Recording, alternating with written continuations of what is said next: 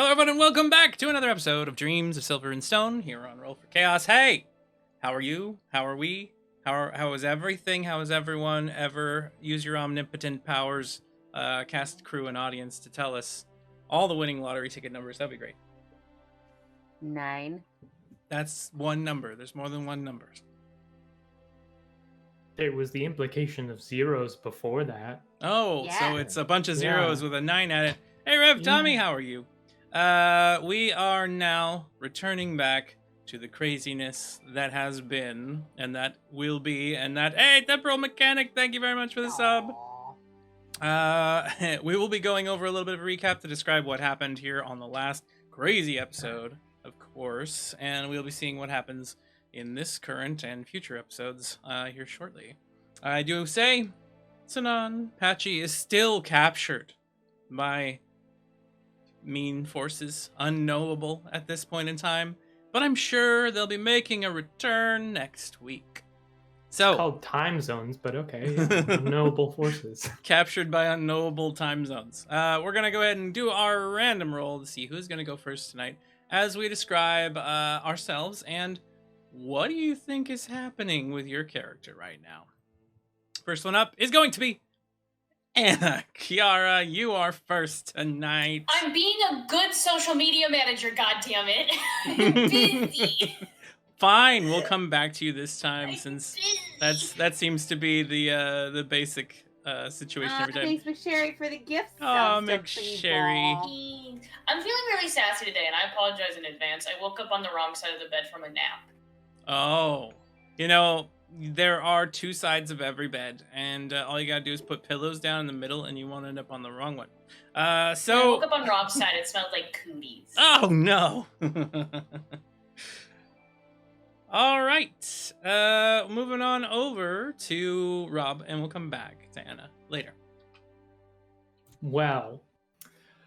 Oh, I think Clay may have just, adopted a child in the middle of being a wanted fugitive and being in a town where there's a very clearly fanatical leader within the Empire who now almost 100% knows/thinks there's something shady going on, all while trying to find his son, which he's apparently already found, but is now going to have to go back and explain to the son, I don't remember anything I've said to you for the past 6 months, and that's going to be a whole thing. And also knows that son is with the Empire that, has done not great things for him and his best friend throughout his whole life. So, just chilling, just peachy. Just doing peachy. I'm sure it'll all turn out fine in the wash, Yeah. Clean off that Also, grime. no idea. Crime. No idea what Nova and I were doing to make enough money to feed ourselves. So that'll be fun to find out. I guess. It's a small village. You've been doing quite a few things, really. But anyway, I'm a Disney princess. I can just go and then they come and bring us stuff, and they make our clothes, and they clean the house and shit like that. We're fine. Great. Perfect. You can talk to animals too. We're both set. I can. Yeah. Mm-hmm. I just can't understand them. It's a one-way. Right. A one-way thing. So we shall move right along from here to Steven. Kaizen, your turn. Hello, everyone. Well, right now, Kaizen is having a blast with his new best friend, Nohu, going on wonderful adventures. But Steven is a little worried because Kaizen did what he needed to do to have to get out of a situation to help everyone out, but obviously it backfired a bit. And is a little concerned now because 1, 6 months of no memories, and 2, the ring not working to connect to Abraxas. Who knows if I've been his puppet over the past 6 months? Who knows if he's upset because I kind of changed his little bomb and interrupted the plan he had for giving it to me? Yeah. Or 2, he's just idly waiting by until I put the ring on one day and then he decides that he wants me to do whatever he wants. So, all of those scenarios don't sound great, but still would really like to save my planet and protect my friends. I mean, he did put a mark on you. We'll move right along to Strat and Nohu. Hello, everybody. I'm Stratful playing as Nohu, the greatest adventurer there has ever been. And at the moment, what else can be said that he's right in his element, in the middle of knee deep inside some strange laboratory that seems to be like buried underground, fiddling with whatever he can reach his hands on, biting into anything that seems edible and whatever doesn't seem like it. You gotta be, make sure of everything in that sort of way. It's it's the good steps for being a great adventurer, that sort of thing. Sounds like he's in the right place for sure. I'm sure there will Yeah, be yeah. nothing strange that happens tonight whatsoever. He That can wait. He can wait to, go back to town, tell everybody about this adventure, gather the old party, and go back out into the wild one more time. absolutely getting him right back. All right, moving along from there over to Nova and Shannon. Yeah. Shannon, Nova, you hit that point. I don't know what's going on. So, like, Nova's kind of a little bit of a chihuahua in that she has some severe separation anxiety sometimes, and right now there's a lot of separation happening. Should say, like, she was alone for a long time, and now she found friends, even though they're problematic and really terrible most of the time. She loves them and doesn't want to be alone.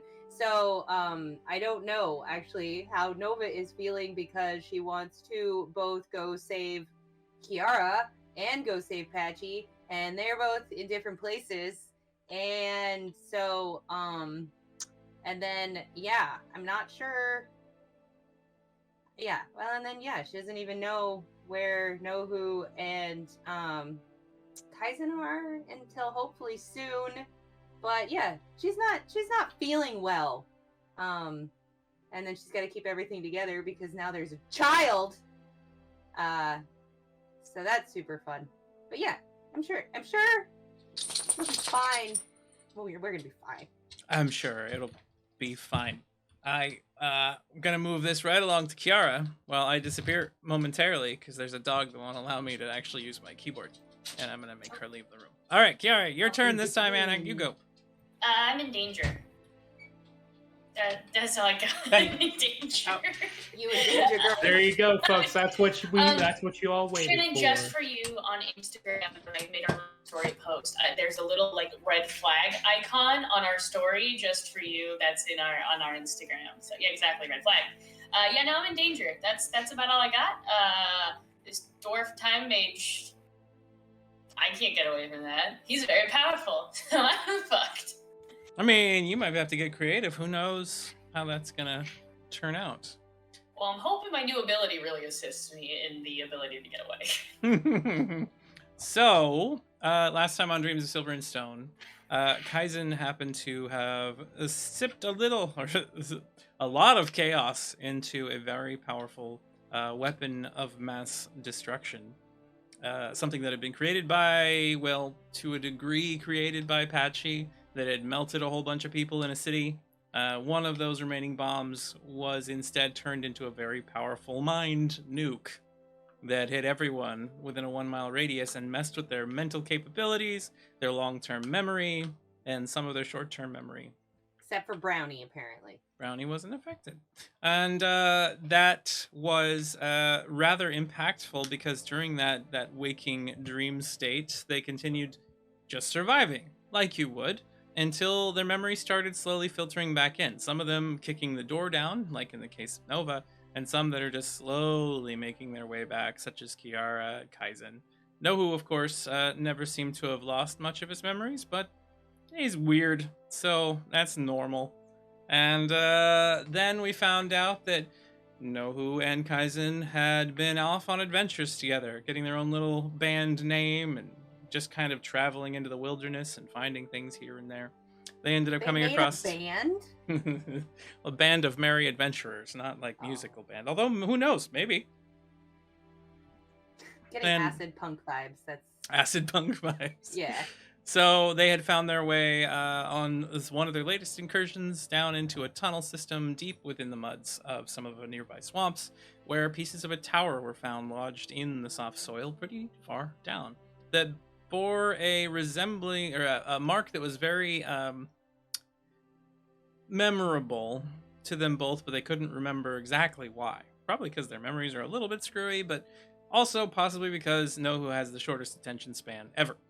And then we had found out Kiara had been taken to Avalon after the bomb had gone off, and while mentally damaged, was taken under the care of Aurora and taken under the knife by Aurora and purchased by Aurora, basically, and now lives there in that city, where Kiara's basically been a medical patient. I don't know what you call that. A ward? Someone who is being taken care of by basically their girlfriend. I think you call it icky. I think And that's so you what call it's it called. icky?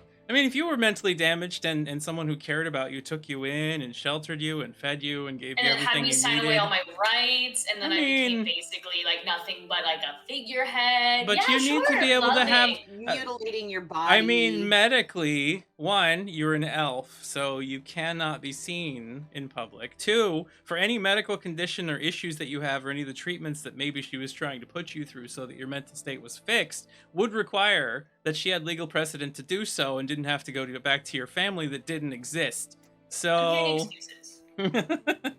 And then, of course, Clay and Nova living together as live-in roommates in the house that used to be Patchy's, cleaned out, although still bearing various stains, and taking care of the young girl known as Brownie. And they had recently found out what had happened to them. Had recently discovered that Kaizen and Nohu were gone, but knew that they were somewhere nearby. Had recently discovered through the discussion with Crimson Mane that Patchy was in danger. And of course, Clay believed that Kiara was in danger as well, because the last person that he saw her having any kind of discussion with was Aurora, and now Kiara's gone. So we return to our He was regularly scheduled right. adventure as we hear, adventure music playing in the background, and some sort of like Indiana Jones style theme plays. We see like little map dots and bubbles appear, and then we notice the map like move aside as the hands of Nohu are standing there inside of this darkened space. I am going to share a map with everybody here so you can see it. Are you able to see? There, party vision. Can Oh. you see the two of them on this little section of the map, It's everybody? so purpley. Just so you can see where they're at. Purple, yeah. Okay, I'm going to share said map also with our audience just so they can see what it is. And we'll go from there. Zip, transition. There we are. And we'll change the music over to more aggressive stuff because it's adventuring. Dun, dun, dun, dun. All right. So Nohu and Kaizen, you are now standing inside the entryway of whatever this facility was, this buried location deep underneath the mud of the world. And you'd had those little plantlings that were with you. You convinced them through fertilization and providing them nourishment from a miniature sunlight section of the air in the cavern you were in, that they could help you. They would be willing to, and they opened up this door for you using their powerful and mighty roots. And now you stand inside of a pitch black entryway, where inside, in the vast distance, sometimes you see the blinking of light. So, Nohu, great adventurer that you are, as you stand there with your hands perched on hips, your wings folded in tight, your map being shoveled away after being scribbled on and drawn, put back where it's supposed to be at. What are your first words inside of here? Well, not to ruin the moment, but I believe we had already stepped inside, and I was working on Kaizen's bow. Right. I even found some of that similar ooze type of liquid that Apache almost killed a teammate for That is not true. using. I mean, But yeah, there's no reason. It's fine. There was a small puddle of this substance on the floor that you had seen, and I believe you had gathered it to use on the bow. Is that right? yeah, I was working on it, using it on the bow, and also making one of my modifications on it. Right. So why don't we have you go ahead and set up that modification real quick for Kaizen? And did we put that in here yet? I can't remember that part. No, the bow wasn't changed yet. I hadn't rolled for modification yet. I don't remember that. Right. Yes. Go ahead and give me a repairs roll. Repair roll. Here we goes.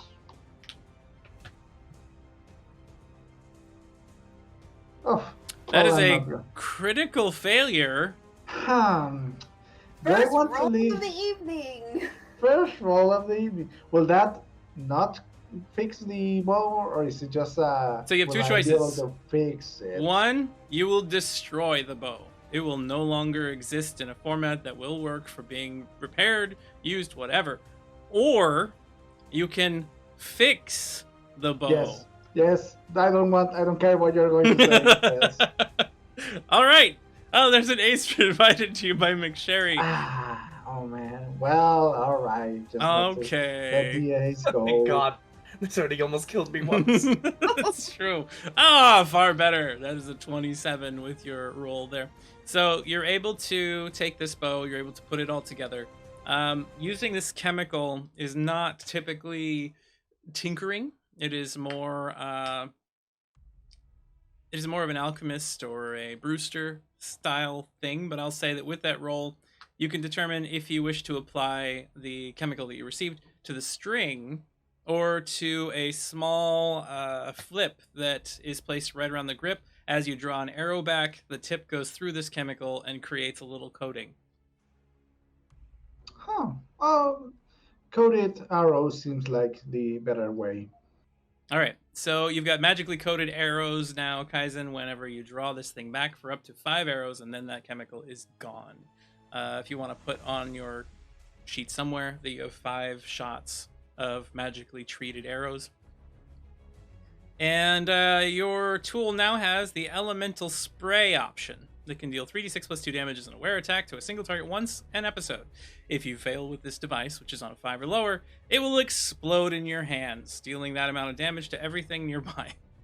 Wow, you make me so scared of my weapons. So your bow Just is a now vibe. very powerful in various ways and very dangerous. So this is what we see as Nohu like rolls everything up, puts it all away. He turns and hands out your bow to you, which now happens to have like a scintillating little oscillating device that runs up and down the actual spine of the bow and goes all the way to the handle. Here you go. As good as new. Even better, even. I very much appreciate it. This is getting a little bulky, but it looks badass. Oh, it's all about the appearance, you know. Anybody else sees something you carrying something like this, they'll think twice about trying to mess with us.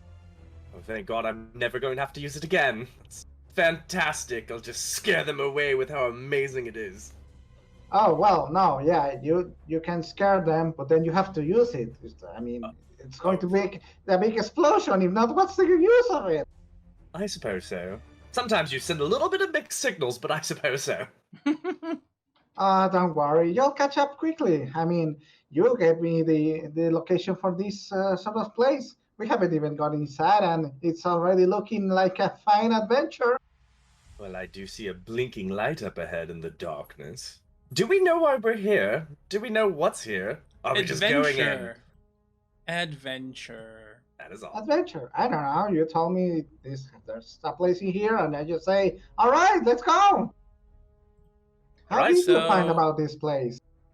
We do need to state that Kaizen, you're able to see in the darkness a little ways. It's true. And, well, there we go. All right, I've added that to you now so you can see a little bit further. Unfortunately, Nohu cannot, but it is very dark in this place right now.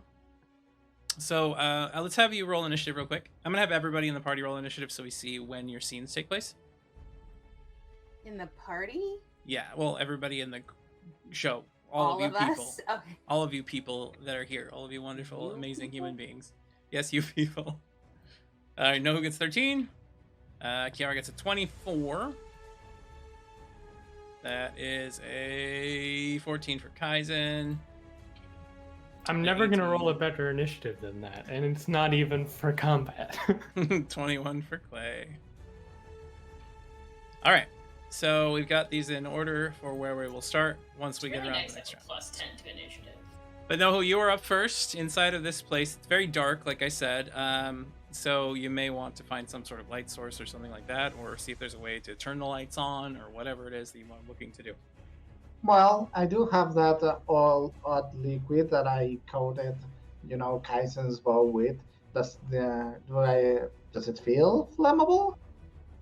The substance you coated his bow in? No, you have no Yeah. idea. I mean, it's a little oily. It sticks to your fingers a little. Well, I might as well make some sort of makeshift torch with some of the. Oh, wait, there's some vegetation here. I don't want to mess with that.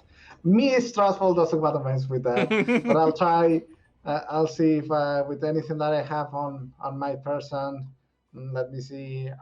If you have anything with a mod slot available, you can attach a cone light to it as one of your minor modifications abilities. If you have some scrap. Good idea. Then I do have a pole arm with a mod space on it, so it'd be like a large stick with a candlelight like at the top. It's just a stick with a flashlight on it. So go ahead and give me a brains roll and use 3 scrap, and we can see if you're able to make it right now. Yes, of course you are with 24. We can go ahead and add on to you now. You have a lantern attached to a stick. And there you go. Suddenly you have some light. Now that will stay active for some time, but eventually will fall off. Good enough. All right. I'll set it at the front. Ha! Let us go deeper inside. Onward! All right, so Lead go the ahead way. and, well, that would take your moment to do that, so we'll start that up next turn of yours. Now we move back to Kiara at the moment. So Kiara, you were sitting inside of a vehicle that you hailed in an effort to go to someone that you used to know that ran some pretty shady stuff. You taught him how to do a little bit of thievery, a little bit of, skullduggery in the lower cities where he used to slum it. And as you have indicated to this driver that is where to go, the driver has said, of course, and begins taking off. And after a few minutes, you're alone with your thoughts. What are you thinking to yourself? I feel like betrayal is the number one thought that's happening right in this moment.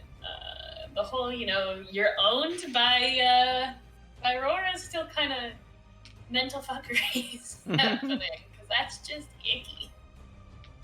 So thinking about the betrayal Probably and just whatnot. a lot of anger. Yeah, and hoping to get back to Clay, because that's someone who I'm pretty sure doesn't have any desire to just own me as a person, so...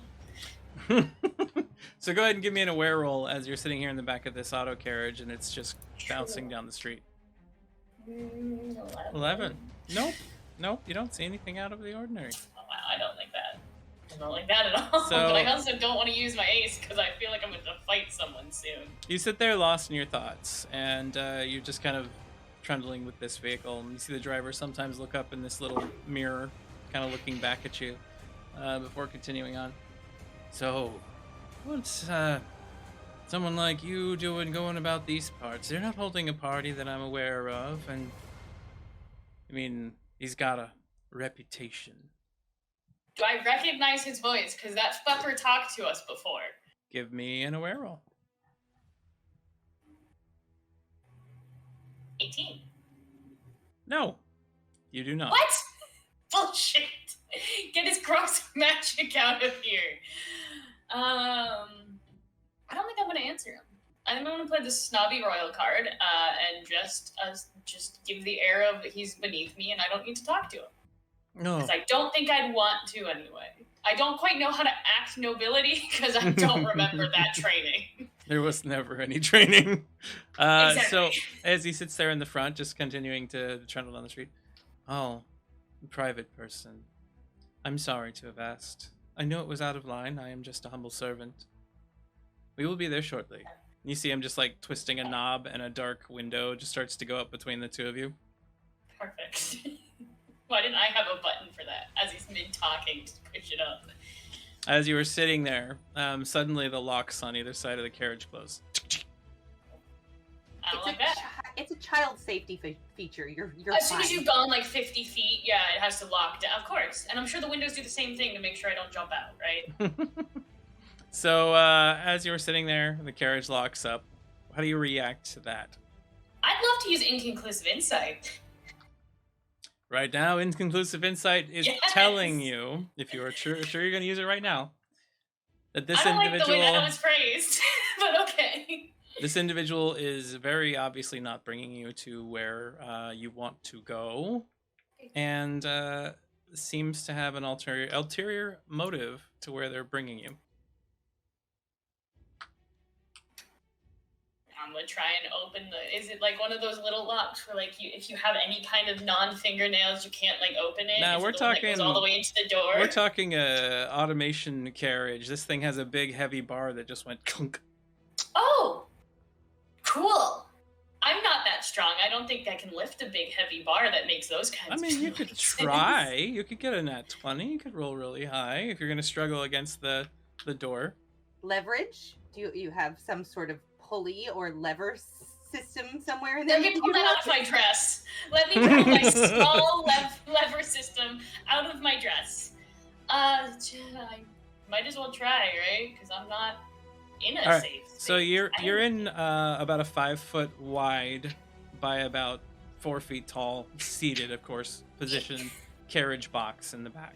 How do you brace yourself in an effort to try to reach and pull this door up, or are you just turning and yanking on the lock? I think I'm gonna because I think this action is a lot better than this action. Okay. So I'm gonna try and lay on my back and like brace my legs against the other side of the door to like have a little bit more of any kind of strength. It's not gonna work. I have a -3, but still. So We can hope. Elena Vero stretches out across the back of this seat, pressing against the bars as heavy as possible. Kiara, go ahead and give me a strong roll. Do I use on Fate's Edge? I'm gonna fail anyway, so like, do I do it? I mean, a crit failure. You have no idea what that's going to do. What I'm to you gonna in do? this Break a circumstance. fucking nail? Like, That's not a critical It's gonna go failure. straight. No, that's a 3. You struggle against this and realize that the bars are significantly too strong for you to push. I wish I had my gun or my hand cannon. That would make quick work of this. So a couple of minutes later, as you're kind of pushing against this and struggling just a little bit, starting to get a little bit freaked out, the vehicle stops on a corner where you can see a whole lot of peacekeeper Fuck. automated carriages nearby. You can see that there's a precinct of some kind that is very military. Fuck. And as you're staring out and looking at that, you hear the door on the other side of the carriage open up, and it closes as Aurora sits in next to you. Fuck! Damn it. Elena, I hear from the driver that you were traveling somewhere probably untoward for some of us. As Edidine says, Kiara finds a gun. As you're sitting there in the back of the seat and you kind of Very pull your unspecific. legs in, you notice that there is a small garter you're wearing with a very small weapon loaded into it. Oh, that's hot. I love garter guns. So I Aurora don't wanna, sits like- in next to you and just looks at you. Dear, are you all right? You've been acting so strangely today. Do I threaten my girlfriend with a gun? Yes or no? No, you kill her with it. There are peacekeepers right outside. That one's too dumb.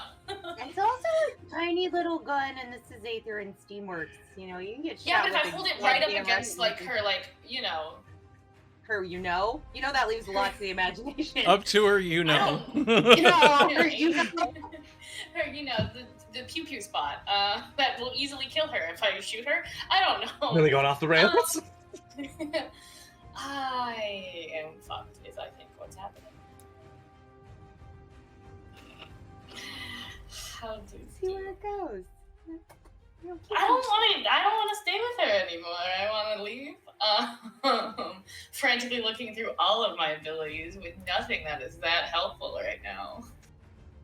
On Fate's Edge. On Fate's Edge. Yeah. Crit failing when I try and run away from Aurora sounds like a great idea. If she wanted you dead, she wouldn't have enslaved you. She would have True. Yeah, killed but you. also like I feel like it's worse. I feel like I'd Well- rather be dead. Sure. I feel like I'd rather be dead. I don't think this is considered disrespectful yet, is it? She's I not kind of being. feel like the whole situation is disrespectful, honestly, Ty. I mean, that's if you don't know the whole story. But the current story I have is very disrespectful, is it not? Well, how are you going to react to it? Because she's not doing anything disrespectful to you right now. I just want to distract her so I can run away. I don't have anything good to say either. Like, I don't have anything I can do.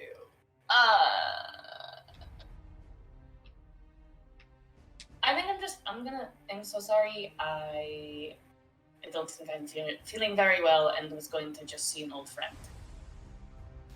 An old friend. So you're saying that you used to hang out with Lord Viero? I met him once or twice. So this is good I'll news. remember this. You've gained back some of your memory then. Yes. Oh, that's wonderful. It has been such a long time. Kiara, you've been absent for so long. I have recently come to be aware of that. Seems as though I just showed up here and have no recollection of many months. Oh, dear. Well, why don't we go home? She puts her hand on top of your hand in your lap for a second. And do you pull away? Do you not? Yeah.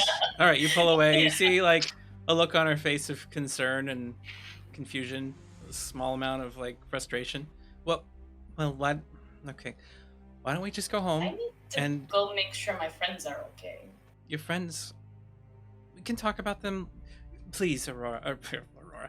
Please, Elena, let's just go back home. Let's have lunch. We also need to talk about the whole name thing at some point, but no, it is very important that I go make sure my friends are okay. I have Go this make is sure. How are very you going to do Distinct that? memory. Do you not have the ability to get the ship? I can pay for a ship, certainly, but that's... I have business to attend to. We can't just leave right now. I can go. It is not You difficult can't to travel be on by my own. yourself. Right now, Miocenis is under quarantine. Only individuals with Empire business can go there. Good thing we can pretend I have Empire business. We can't pretend. There are legal processes involved in this. Right, I forgot that you don't do the whole not legal things.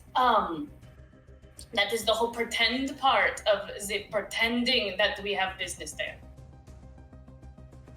You don't seem to understand that I'm a little too high profile to pretend these kinds of things, dear.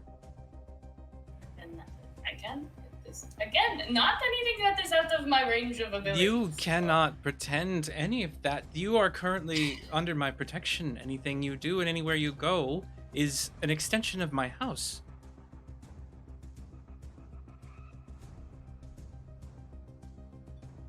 And I pretend I am someone completely different, something I can also do, and just get over there. Or I can talk to several contacts that I have and get there without you needing to get me. Kiara, this is not going to happen right now. Okay, it has been a very long day. I don't happen think to you have get been tell me what dealing is with a happening lot right of now. things here, and this you've been crazy for months now, and now you come out of it suddenly, and everything goes. I'm gonna do something dumb. What are you going to do? Calling me crazy, I consider is disrespectful. I'm gonna use the soap opera and try and run away from her with the distractions that are given. All right. Right in front of so the peacekeepers. Welcome to my new move. let me take a look at your move real quick, just for a moment. So when a target has done something that can be considered disrespectful, you're able to use this ability. You roll tough versus the target's resistance, and if successful, a frothy substance will form within their mouth, causing distractions as you literally wash their mouths out with soap. So Don't call me crazy. go ahead and give me a tough roll versus Aurora's resistance.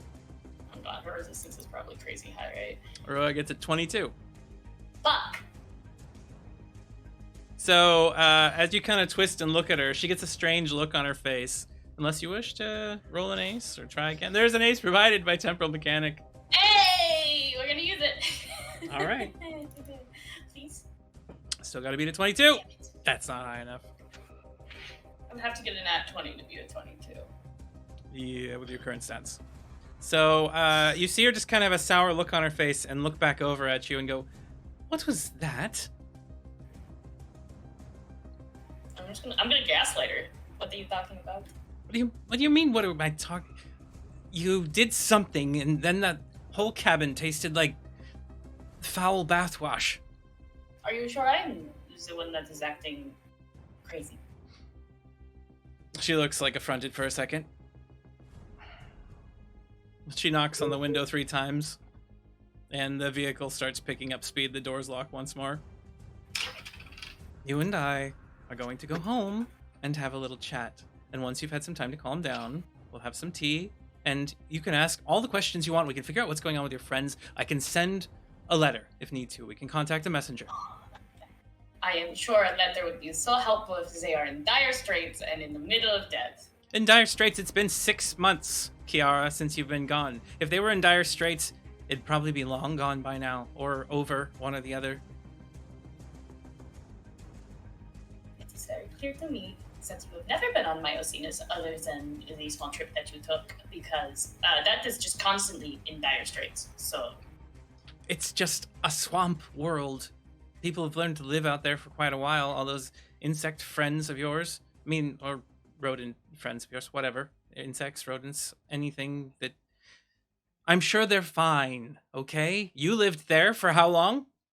For 7 years, almost, right? I lived there with my friends who helped me when I also fell into dire straits, not by sending a letter. So you don't think that your friends at this point in time are capable enough to have survived in your absence? How helpful have you been to them?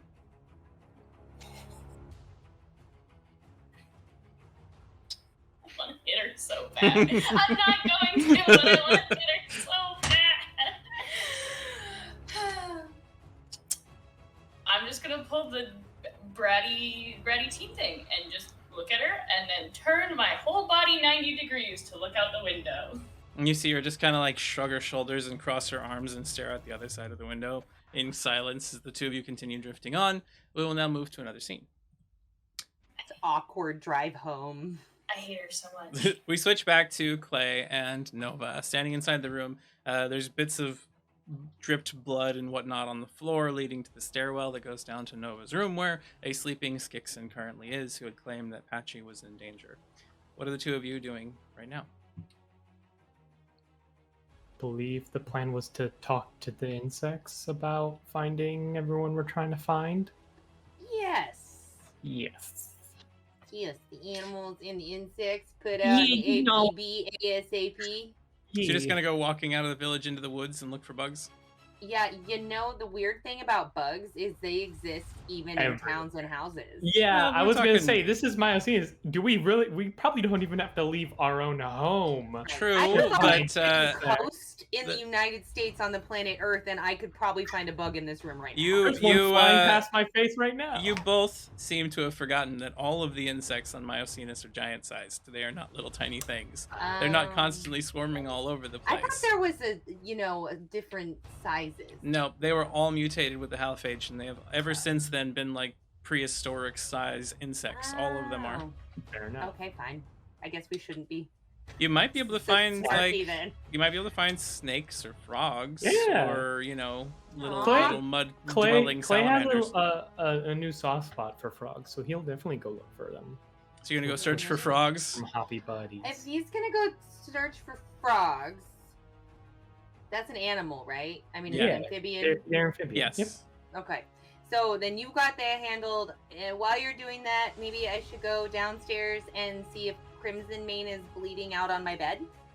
I hopefully not, but sounds like maybe a good idea. Sure. Okay, we've got a plan of action. All right. So Awesome. Clay, Wait. go ahead. Also, wait. Aren't you better at talking to animals? Because Yes. I can ask them to do something, but if they want anything in return or need any clarifying details, I can't do that. So you want to switch? Yeah, that's probably better. Okay, let's switch. Okay, sure. So Nova's gonna go out and try to find animals to talk to, while Clay heads downstairs to speak with Crimson Mane. He just went down there to rest. Do you want to give him any time first? I think what I would like to do is just, because I remember he had like wounds, is just like Clay would know enough about keeping like wounds, like stab wounds and stuff, clean, just to basically like hopefully gentle enough that it doesn't wake him up. Just like make it so that he's got like clean bandages and like some like decent Medicine kind of stuff. Yeah. All right. So you're gonna go grab your medical supplies out of the nearby, medicine cabinet and head downstairs to try to treat the wounds while Nova heads outside. So we'll start off, since Clay has the initiative here, on you. You have grabbed a hold of the medical supplies in the cabinet, providing a med kit, and you step down the stairs. Give me an aware roll as you step downstairs. Sure. I love how happy you were to have initiative on that. Critical failure. All right, with a critical Me. failure, do you wish to take a tumble down the stairs, possibly causing yourself to have some problems? Or do you want to find that your medical supplies are not going to work for this? Tumble me down, baby. As Clay takes a step down, staring inside this box, Yeah, one of the stairs cracks. McSherry has given another ace. Ace, okay, thank so you, you can McSherry. reroll, Clay. Oh, that was hilarious, though. That was gonna be. Hey, That's a 2. That's still pretty damn bad. I'm not Okay. gonna notice jack shit, but. But you're not tumbling down the stairs this time, so that's positive. All right. So you take a few steps down. You kind of you do stumble a little bit. Your feet kind of clack on the stairs, and as you come down to the bottom, you hear just little coughs coming out of the individual who is tucked over and has pulled Nova's blanket across him. Yeah. So I'm gonna go over because I believe you described like wounds and bedragglement generally. Yes. When they first came in. Yeah. I'm just gonna try not to disturb too much, but honestly, if I wake them up and they have to go to bed with fresh bandages, that's not the worst thing in the world. All right, give me a medical roll. In this case, you're going to start with an aware just to diagnose what's going on with him and then bandage him up. And you'll take that decision afterwards. Solid 10. As you kind of... Although, would you say this individual is wounded? Yes. Okay, so they're suffering from distractions, which means I have opportunity. You have opportunity against this individual, yes. So, although that's not a roll against them, it's for them.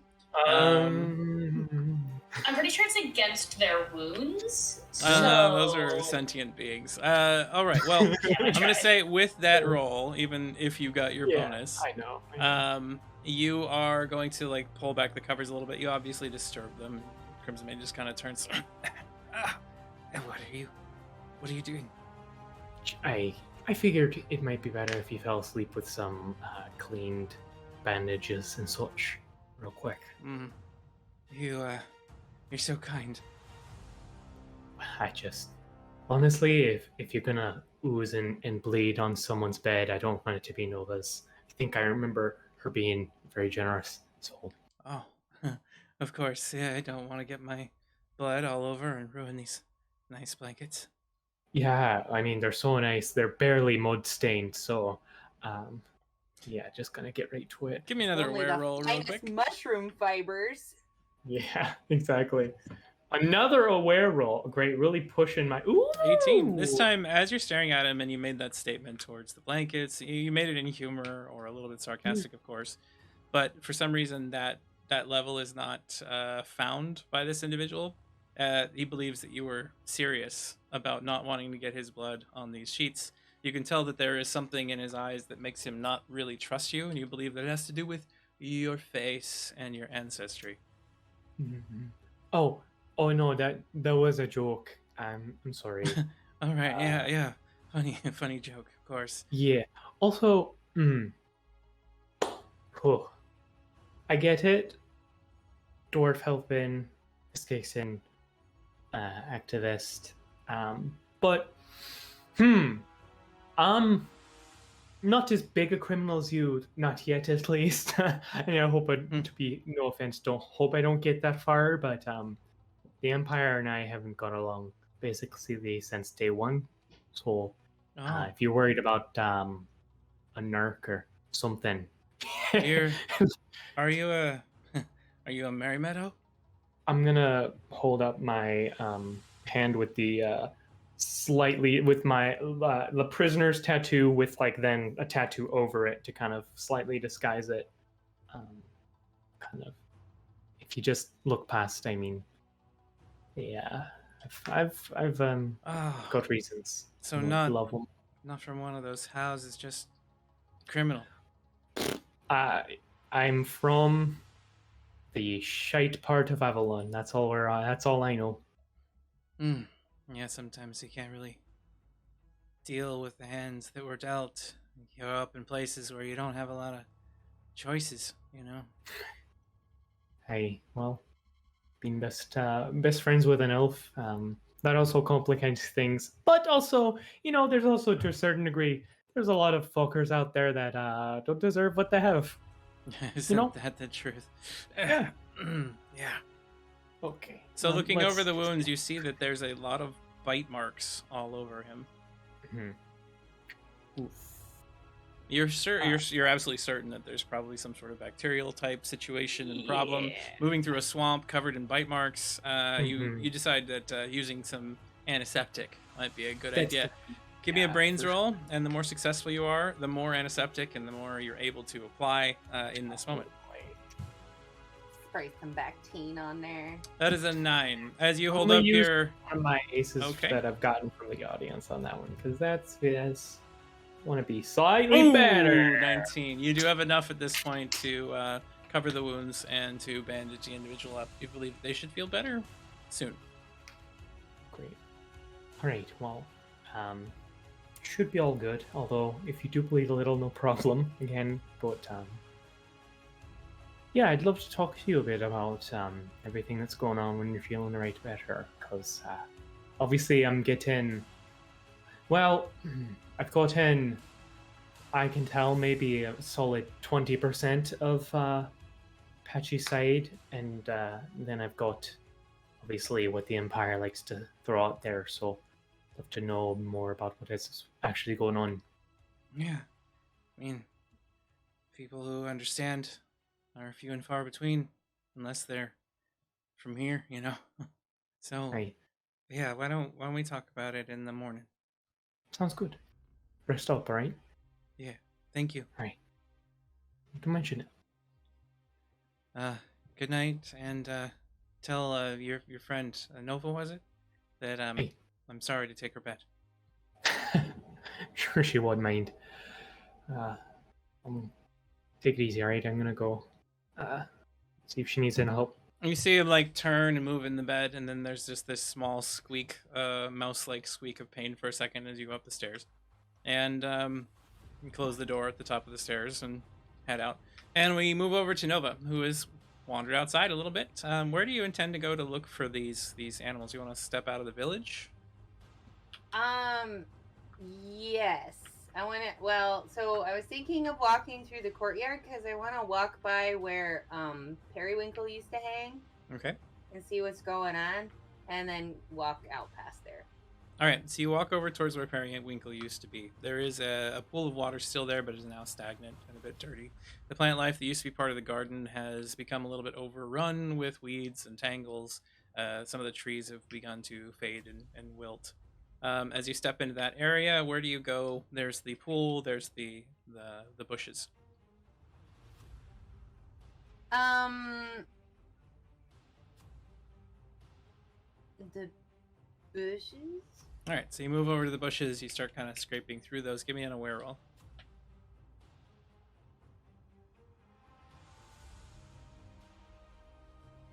15. As you move into the bushes there, you kind of move and peer through them a little bit, and you see a small green snake just kind of pop its head up and look at you, afraid, licking the air. Hello. Hello. Hello. I have robot turned on. Hold that on. A robot snake? That's neat. I don't think I can talk to robots though. Hello? Yeah. Oh, yeah. I'm not warm. I'm not food. You see it kind of like turn back into the brush and kind of bring its head back. I'm not gonna eat you. I'm Nova. I don't eat snakes. No. Nice tongue action. Thanks, I've been practicing. Why are you still here if you're not going to eat me? I have a question. I'm trying to figure out what happened to the pretty water plant lady that used to live here. Also, I'm trying to find all my friends. Water plant lady. Tongue like flicks out for a second. Give me a charming roll as you attempt to discuss things with this snake. Not a very intelligent creature to begin with. 21. 21. Creature turns back to you. Left. Garden was overrun. Now I have to eat all the little ones. A little one what? Points over towards the pond of stagnant water where you see some small tadpoles kind of swimming about. The little fish, not fish. Oh, the tadpoles? Is that their name? Well, if they're frogs, not frogs. If they're fish, not fish, they're fry. And tadpole it is. Okay. So, do you know where she went when it was overrun and what it was overrun by? She forgot. Oh, we all forgot. Did you forget? Did I forget what? So the snake kind of bobs its head a little bit and curls around a little branch, starts crawling down and away from you a little bit. Okay, bye, snake. Thank you. Bye, va. Nova. It was unhelpful, little snake. But Slithers cute. away a little bit, but you do see all the little tadpoles in the water. I guess I'll go to the tadpoles. Hello, babies.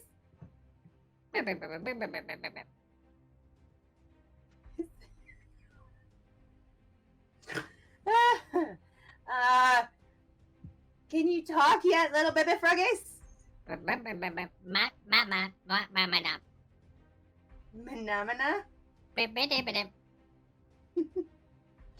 Okay. You see one with little legs kind of swim up to the water and just do that thing where they gulp air, and it goes, Why? A New York frog tadpole. What do you want? Do you know what happened to Periwinkle, the lady? I'm 5.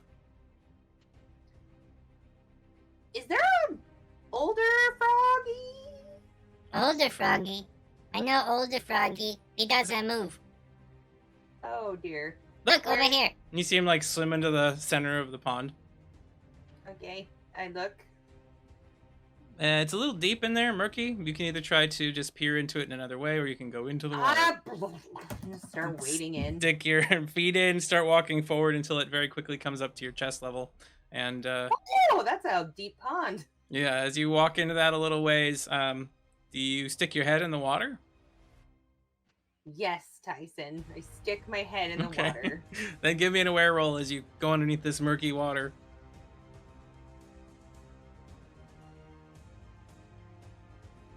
15?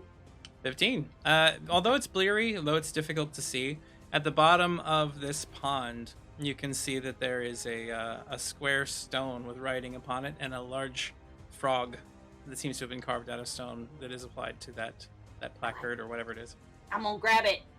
You reach down and grab a hold of it, and it seems to be stuck to the bottom. As you've gotten closer to it, you see the words, loving husband, greatest friend, on that placard. This seems to be where someone was buried. At the bottom of a pond.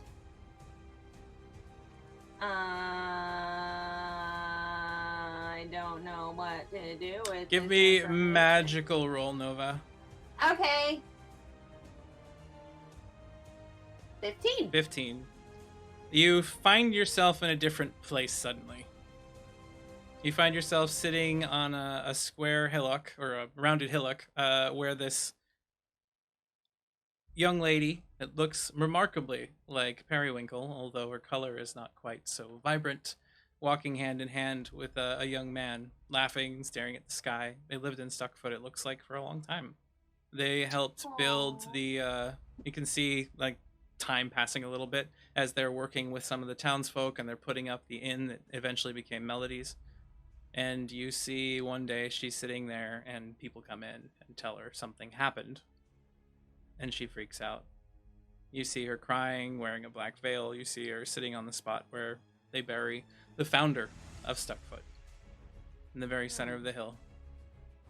And as she sits there, day in, day out, she comes and visits, and she walks a pathway around this thing, creating a bit of a hole. And as the rains come in, and as her tears continue flowing on day after day, eventually a pond is formed in the center of the village. And eventually she changes color and loses her voice, and can no longer speak to others, but grows the garden. Then you see her forget why she was there, and why she held on to that for so long, and wander into the wild. And then you snap to with a bunch of tadpoles around you. You don't seem to breathe. You don't need to breathe there. Yeah, breathe. Suck about it. Up. And you swim up as all of them kind of stumble around you and help you up to the surface. These tadpoles remind me of the little roly-polies in Bug's Life. Oppa! Oppa!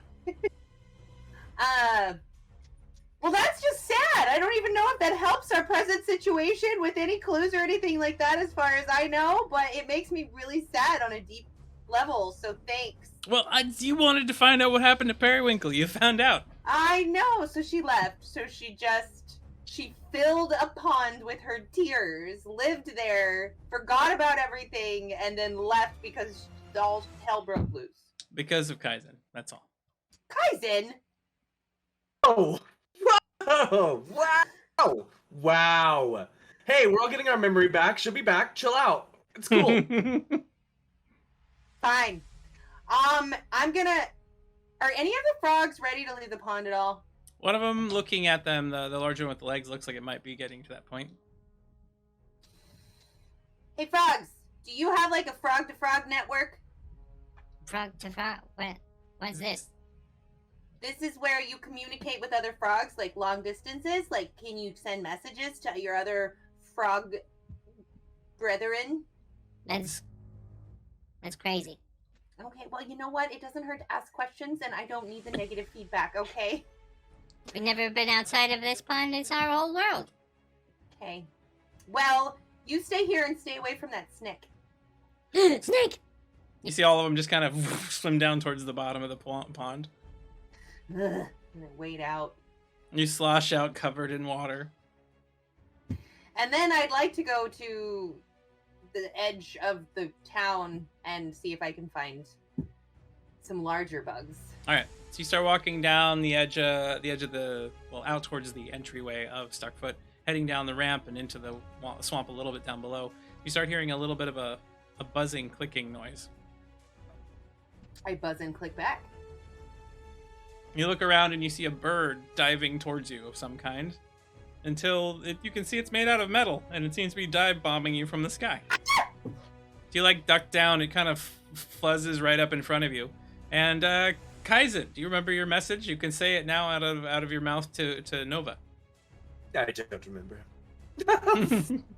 It was something, hey, we're down here and there's things and... Oh, yeah.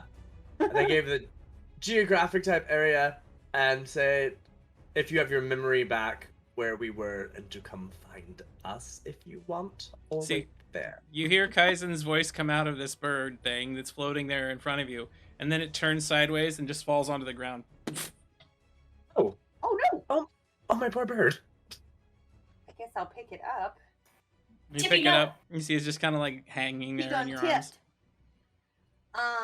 I'll carry him back.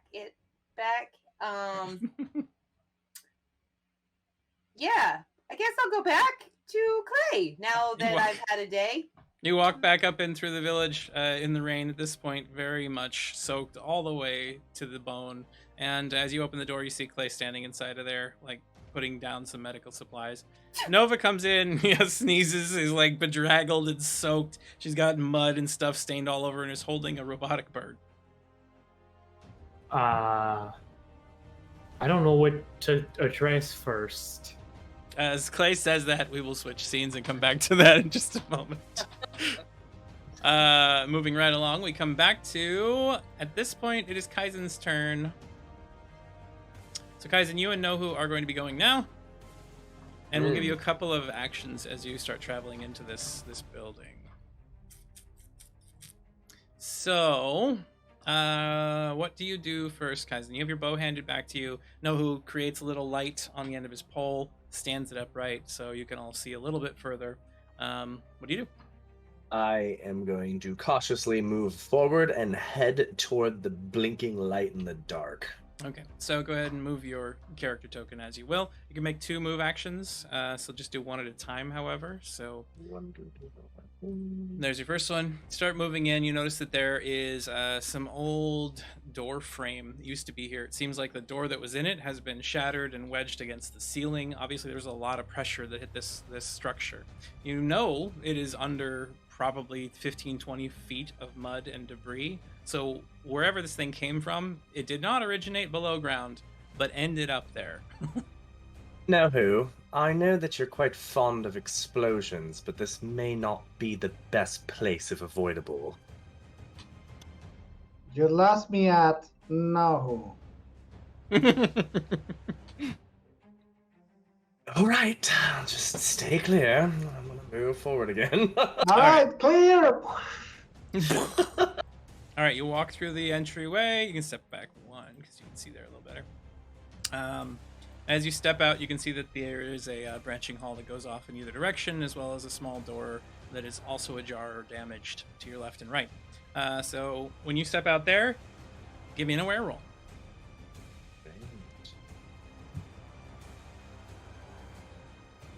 How about a nat 20? 20.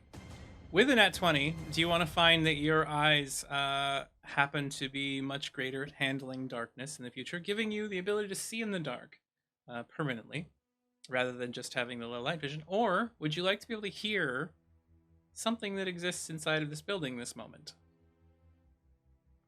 Well, it's terrifying. So I'm gonna go and see in the dark so I can find it before it finds me. All right, so your character is now able to see in the dark permanently. Write that down, dark vision, on your back sheet. Normally you just had incredibly good low light vision. Dark vision. So I need to add that to your character. Give me 1 moment. Mm-hmm.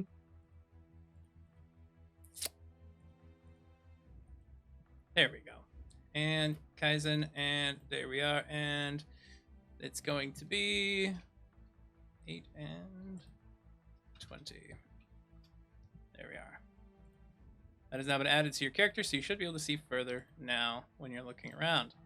I feel like even though that is an amazing long-term power, I feel like there was an equivalent sound that you now missed, and it's kind of freaking me out. I know. I feel the same way. So what you did here happened to be...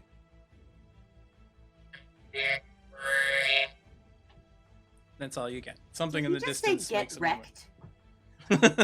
Sounded a bit like it, That's didn't not it? what I said. Oh, it's but just some robots playing COD. It's fine. Okay. Call of Duty robots.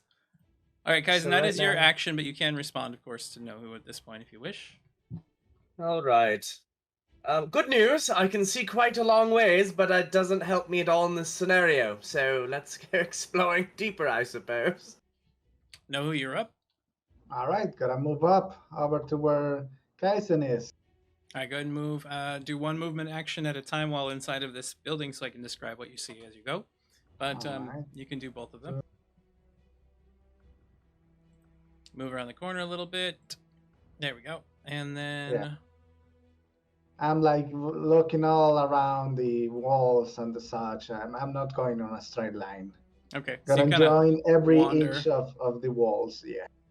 you wander, you feel some things that are here and there. Give me a brains roll as you do so. All right, you're just busy exploring, but you're not really paying attention to what you find. It's like, oh, that's interesting. Oh, that's a scrape. Wow, this looks like it was under a lot of pressure. Oh my goodness, isn't that shiny? At least he made the pressure connection.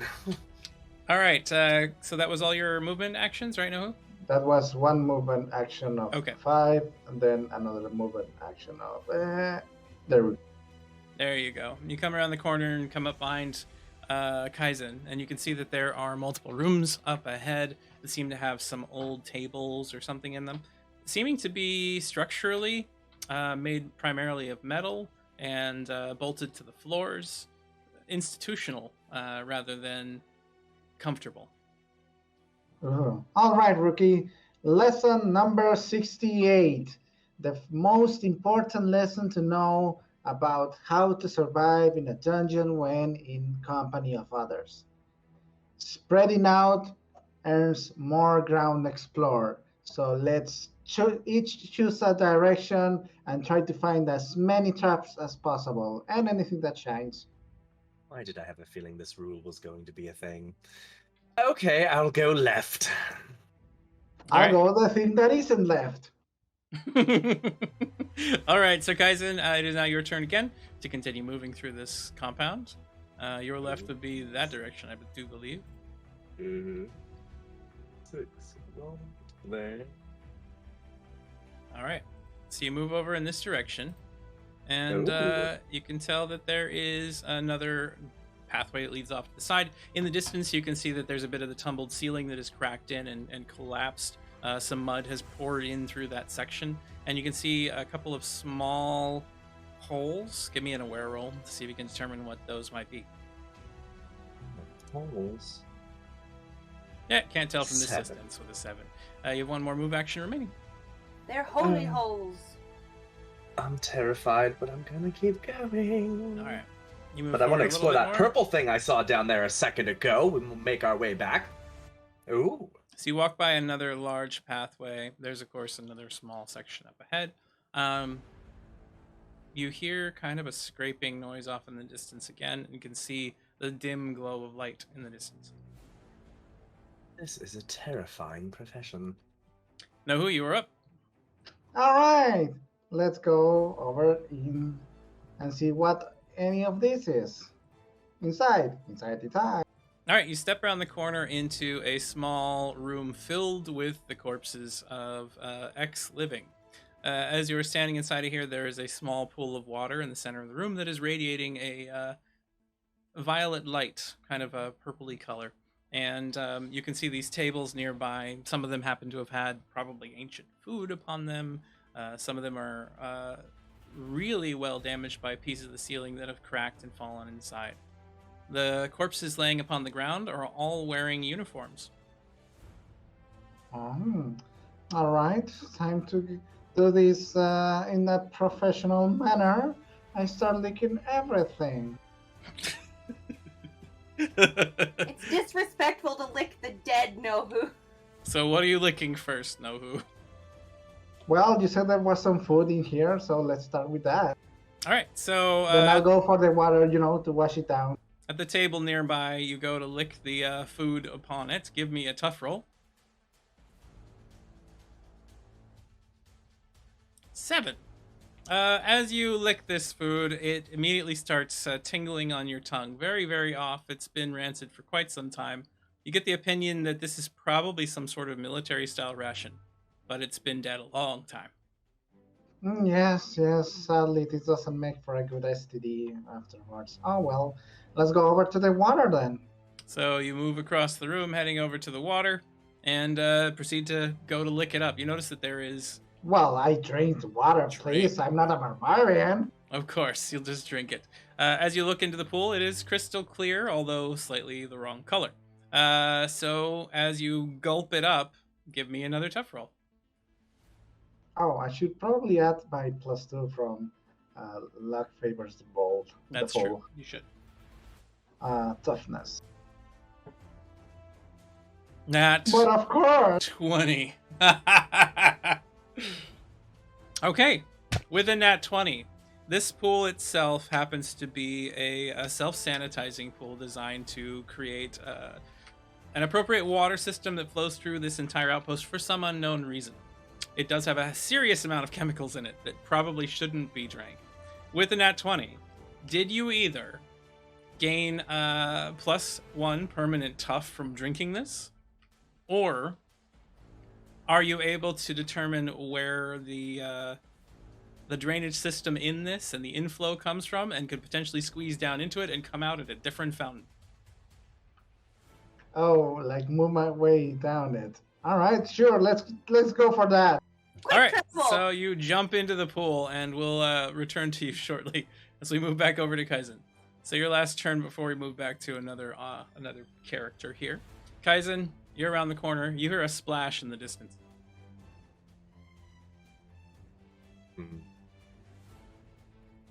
All right, I look over to the end of this hallway that's blockaded. Does it look like I can get by? Not without potentially digging through who knows how much mud.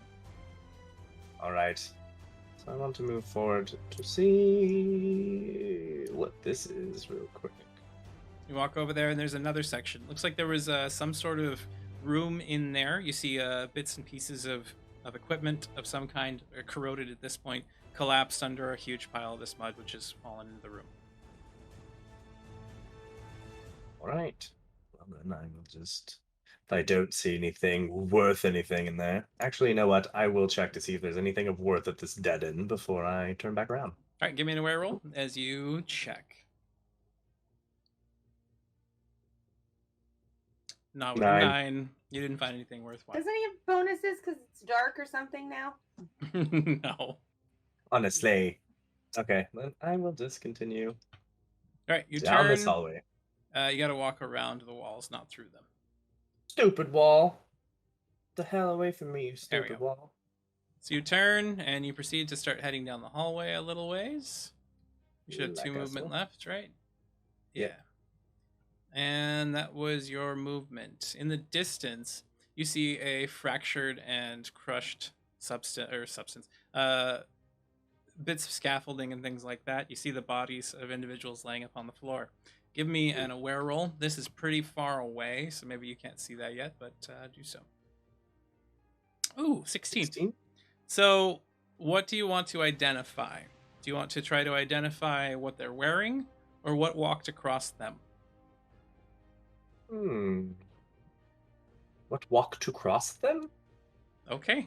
You're going to walked across them. As you look down the hallway, you can see that there are bones. There's a form of something that has died a long time ago and been desiccated to time, and most of everything that wasn't just carbon was stripped away. But you do see that the bones themselves have been fractured and crunched in various places, as if something of immense weight treaded across them, literally flattening the bones as it walked.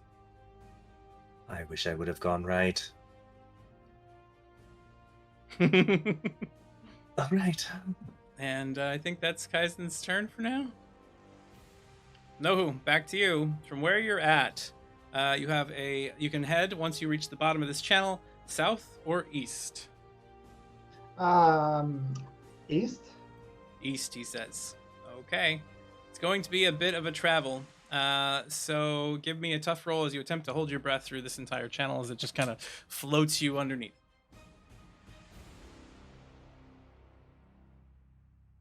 All right, you're going to take some damage from this, my friend. I think I'll rather.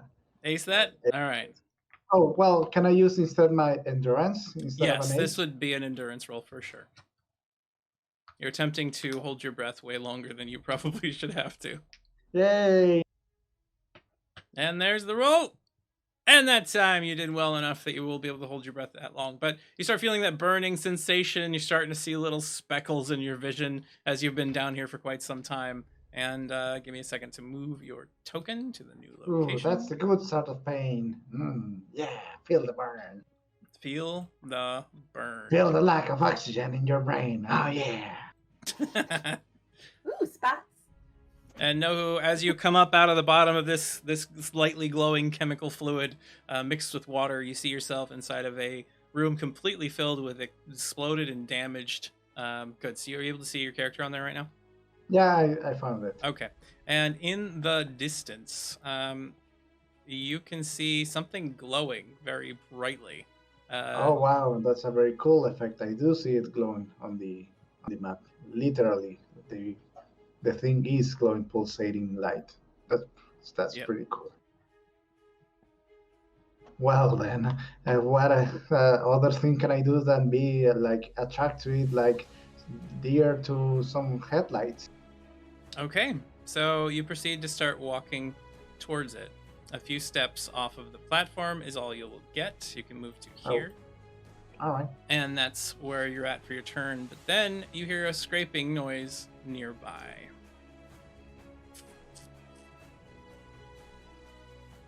as something Friendly walks out straight into the human. open and turns and looks at you.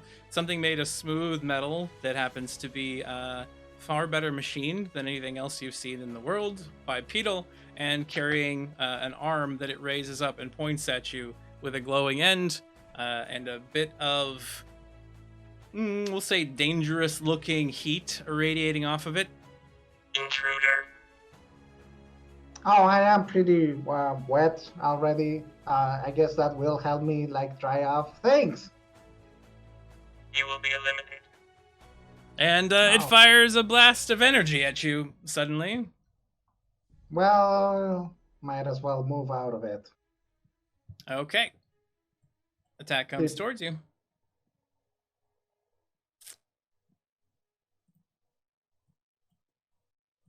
One moment, please. There we are. Opponent fires, and a beam of intense heat blasts out by you. You jump to the side. It burns into the stone and creates a small hole. And the vehicle, whatever the thing is, moves forward a couple of steps and takes another shot at you.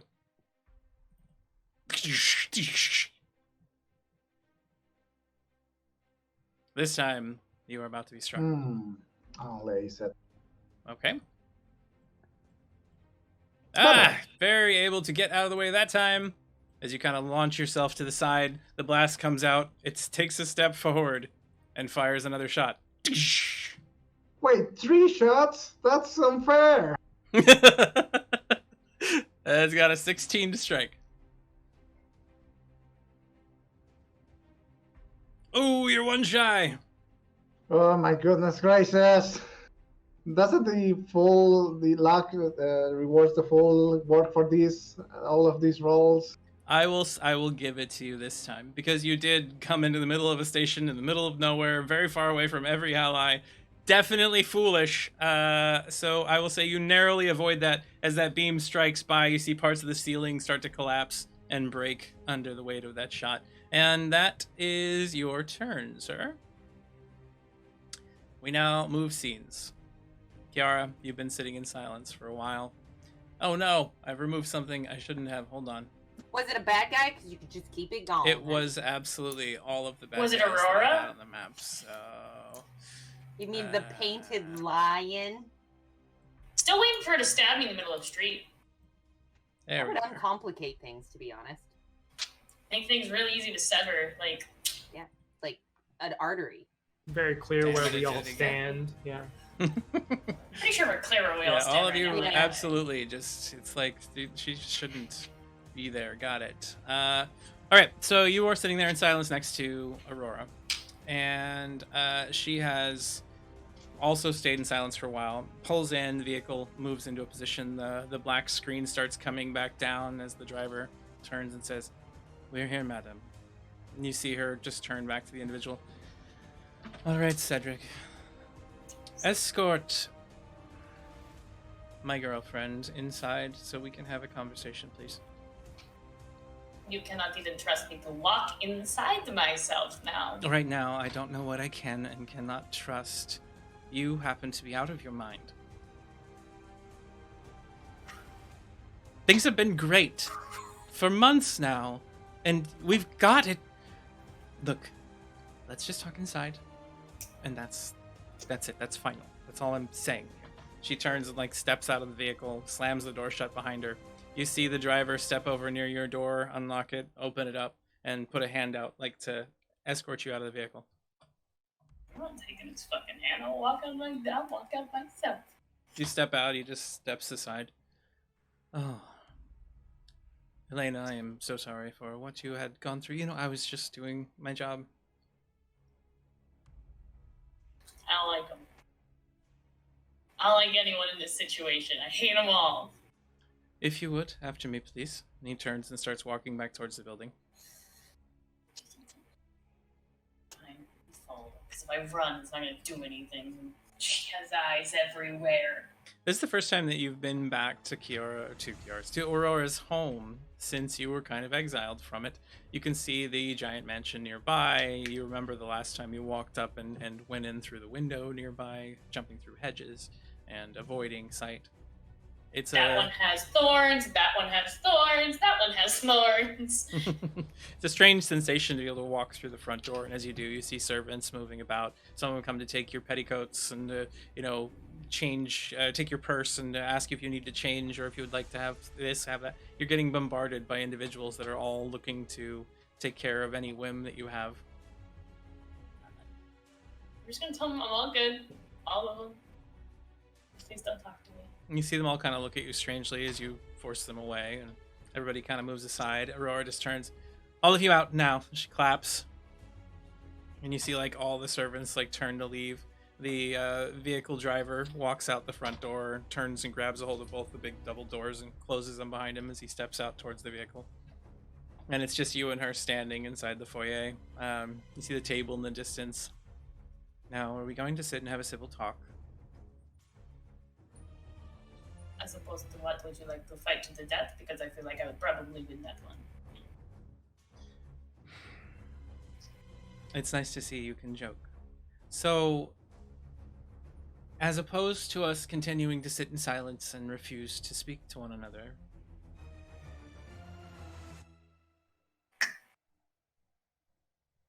I'm still dealing with the fact that I learned that you own me, and that is not sitting well with me in any way, shape, or form. And the fact pretty much everyone that I've talked to is terrified of you, so I don't really know who you are anymore. Kiara, what would you have me do? I saw you walking through the muck on that planet, on that world that you chose to live on, and your mind was gone. You did not exist in that body anymore, and that I had just talked to you. I asked you if you were okay. You asked me who I was. Thank you for the true love +1s to I everyone. don't think that's true love, but thank you. And then she turns to you and just kind of puts her head down. I was worried sick. You ceased to exist. And no matter how I tried, I've worked at finding anything to bring you back to me. But I couldn't do that living there. I had to smuggle you back home. I had to do this. And she like points at your face. In order for us to be safe. You think that anyone of your kind, if you want to call it that, I know that's rude, can just walk amongst the streets here, especially when they're suffering from loss of memory? You forgot that you had to hide your ears.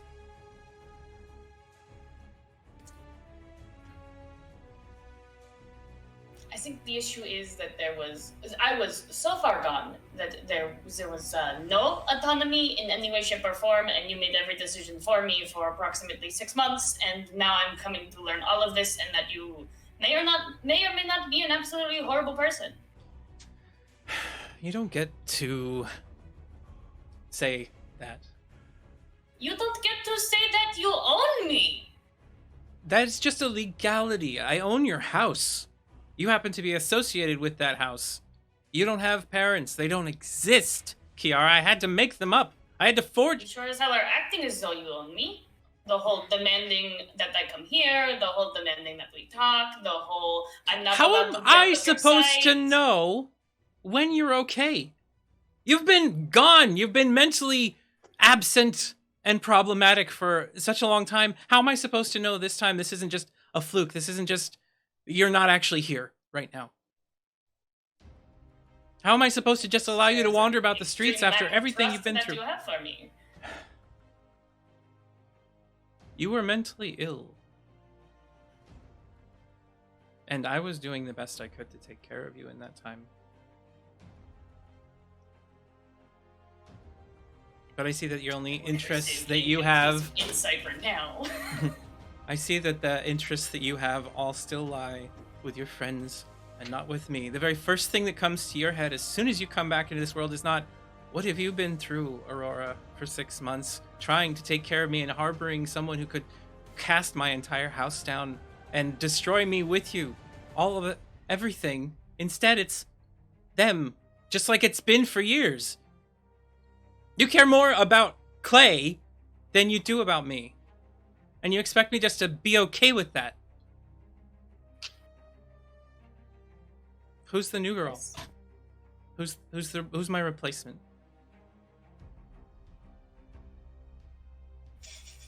Are you kidding me?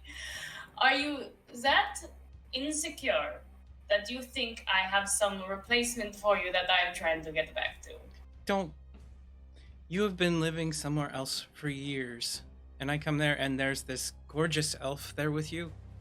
Someone you don't have to pretend with. You can live on the wild fringes of society with, and you expect me to think there's nothing there?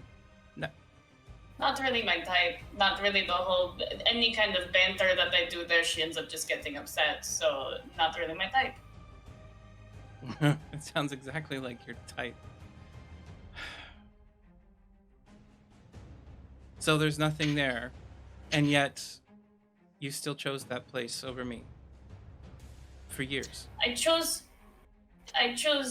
the people who needed me over the person who had everything they could ever want. Yes. You chose cowardice is what you chose.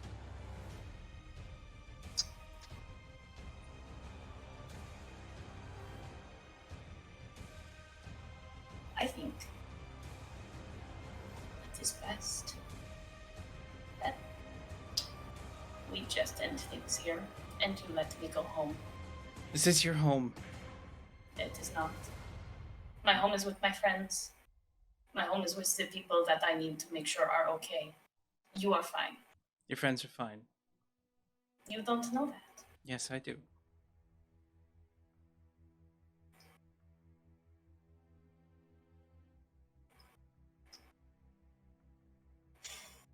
I'm that one you fear, remember?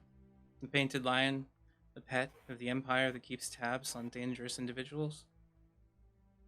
Yeah, you showed me where another elf was.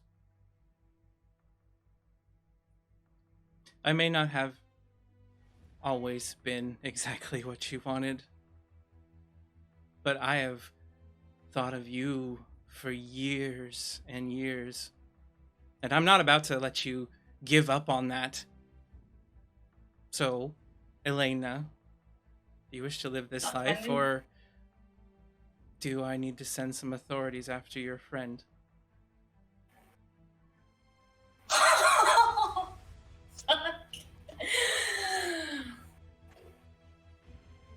Wow. I can't let you do that, can I? To be fair, there are probably many authorities after all of them anyway, but you do know exactly where they are, so that's... There are individuals of great wealth looking for something that you found, of great power on either side. I can make things easier on you and on them, you and your princess.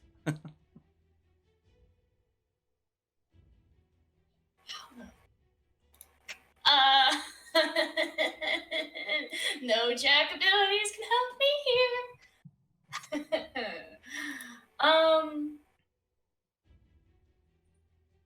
She's probably not lying, is she?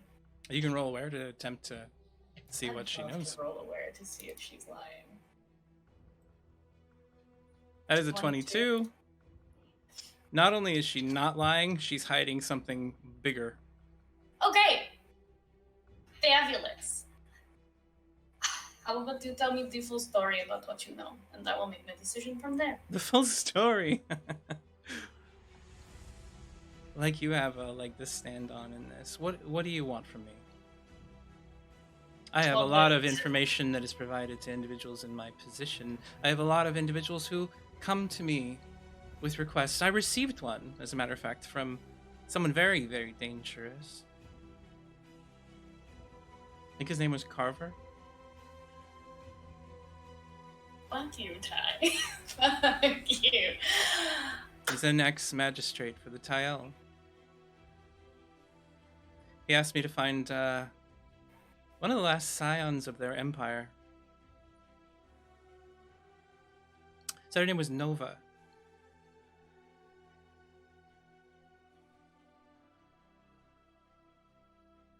What is keeping you from sending them after Nova, even if I stay here?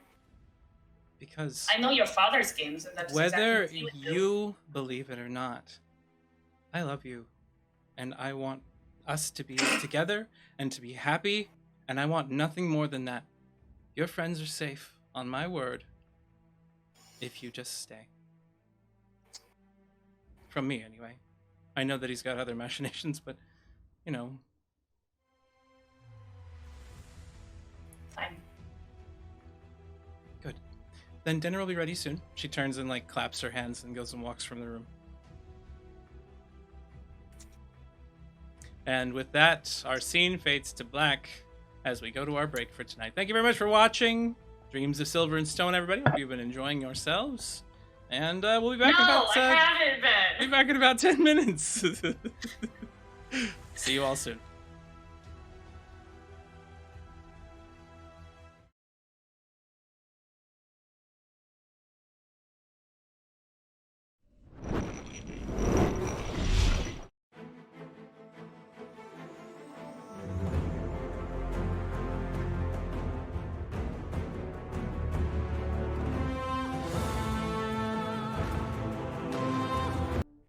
Hello, everyone, and welcome back to Dreams of Silver and Stone, where dreams are nightmares right now, apparently. We shall They have been. zip back over to Nova and Clay. So, Clay, you had just made a statement to Nova at the moment, covered in glop and carrying a robotic bird. What happens next? So, is there a massive, Amber Alert system via small creatures headed out looking for folks? So no, totally weird. See this Okay. birdie? Sure. Ching, ching, ching, ching. Just kind of like rattles. I the guess sheet we'll and address jiggles it. that one now. Well, it does actually correlate to the question that you asked. Oh, Yeah. So I was looking for said Amber Jade Sure. Stone Alert. And then and then there's in like, hey, Kaizen's voice is coming out of the bird, and I was like, ah! And it was like, hey, we're in a cave, like you should come find us. And then it fell Please over. tell me that I know Kaizen's smart. Kaizen gave you more information than, hey, we're in a cave, right? We gave you some instructions based on. I did. There were some instructions on how to get there. Some of it was just landmarks, but other parts of it were actual like references. There were landmarks and references. Okay. That's so- actionable. Yeah. That's actionable information. Also, you remember Periwinkle, the blue Mm, lady that hung around the pond, the aquatic tart? She sorry, I made myself laugh with my own Aquatic tart. random joke. Thank you, Steven. I do love you. Anyway, brevity. She had a very sad backstory. She was the one with the plants, and at the bottom of that pond, there's like a frog statue carved with like her beloved's like grave. And you know why the pond is there? That was Of what? the rains? I don't. no, it was because of her tears, Clay. She cried. Wait, so did she dig a hole deep enough to fill it with tears and then cry in? I don't understand how It's a natural erosion thing, but Wait, so you're telling me that the tears not only were in such quantity, but with such force to create a hole in the ground? the tears of sadness are heavy in weight, Clay. I mean, but not like dispersing earth heavy. Like rain doesn't even like really make like. I mean, I don't know how it works. Okay, I just went down there. There was a bunch of tadpoles, and like bop, bop, and then like the. I'm sure this wasn't like symbolism. Like the pool is like a place where she kind of associates, and it's like a symbolic. It's full of her tears. Felt pretty literal. Okay, well, I'm gonna just.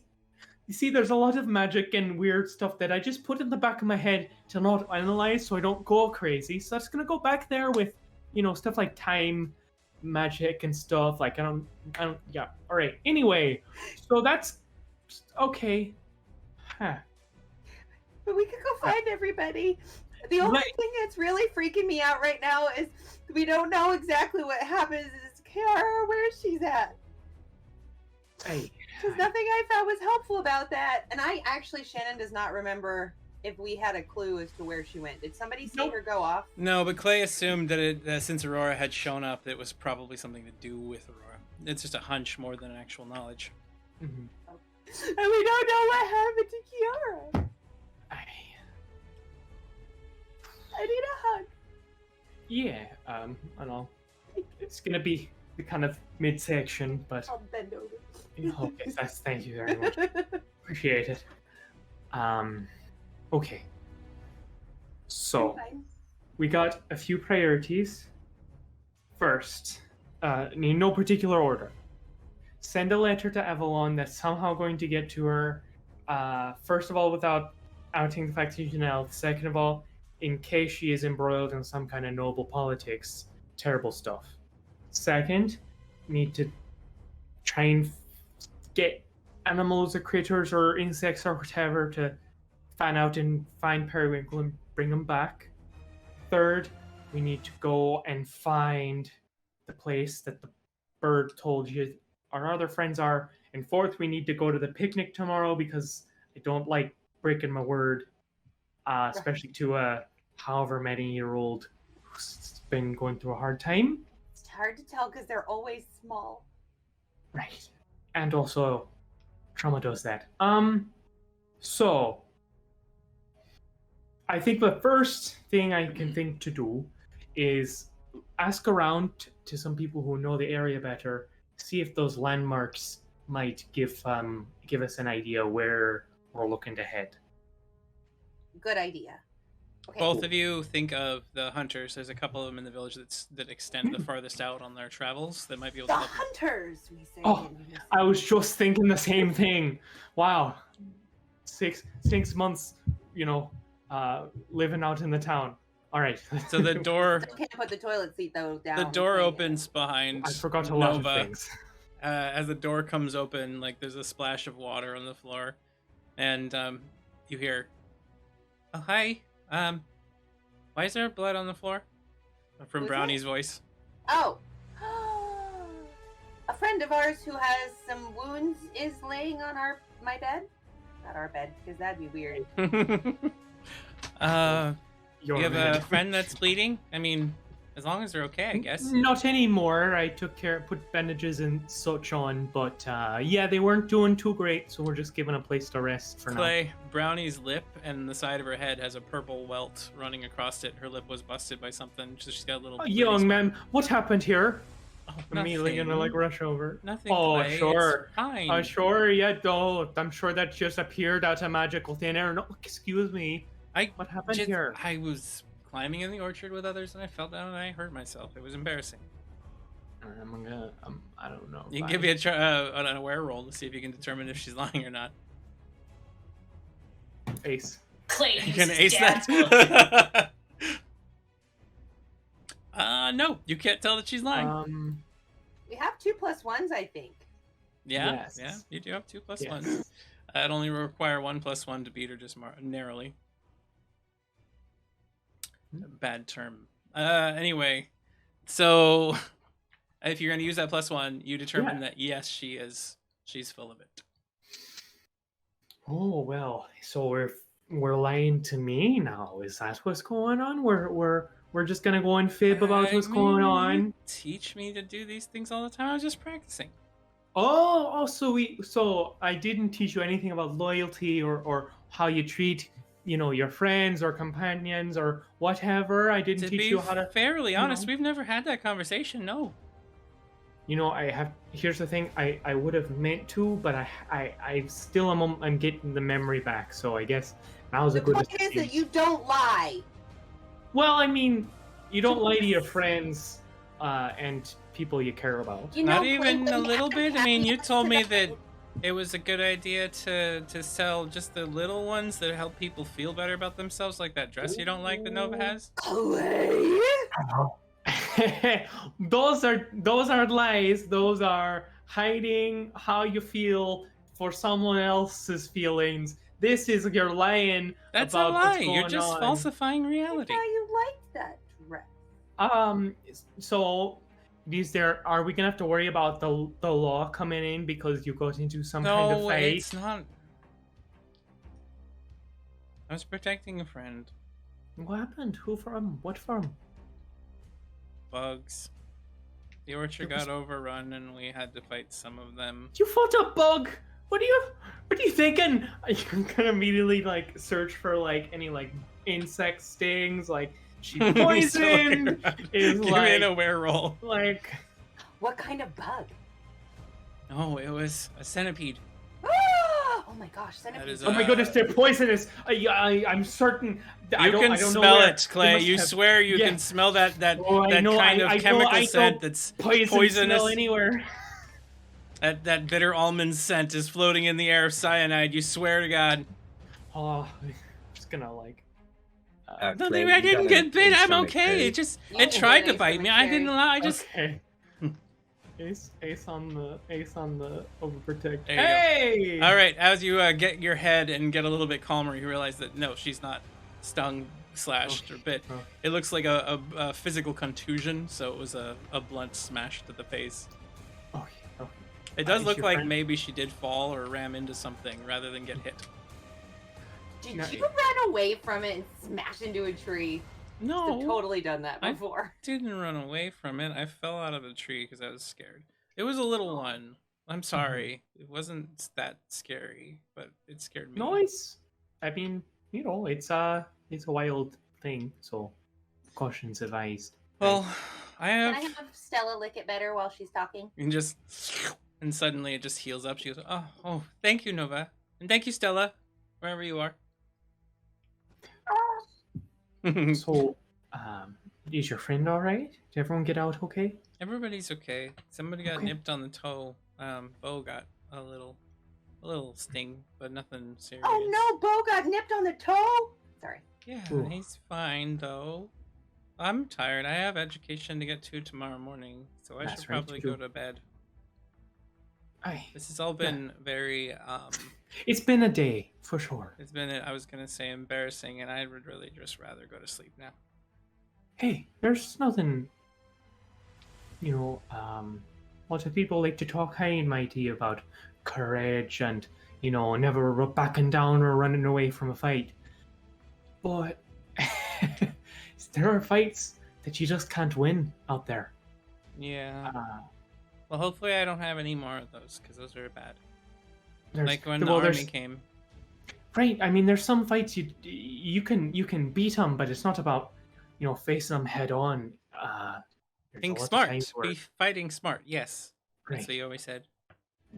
See, She yeah. comes over and hugs you, and then she turns and she hugs Nova, and then she says, "Good night," and she starts going upstairs. Okay.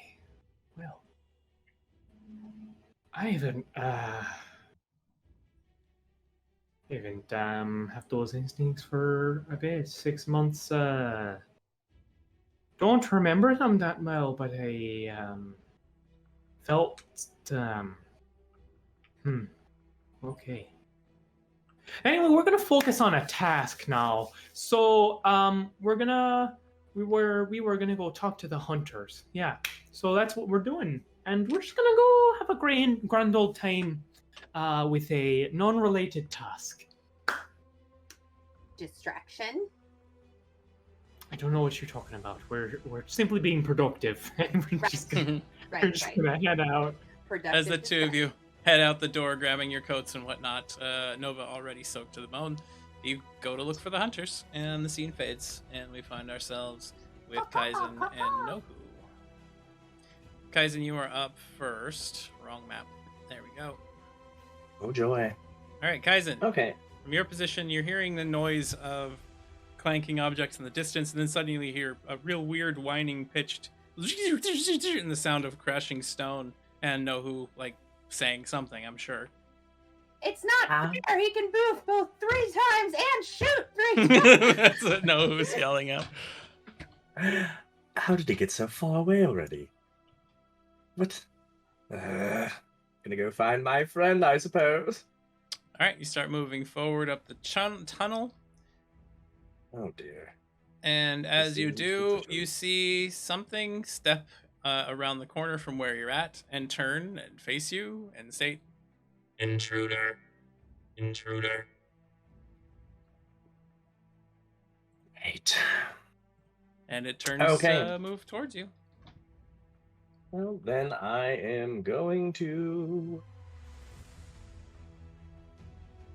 just walk back to uh, Bye.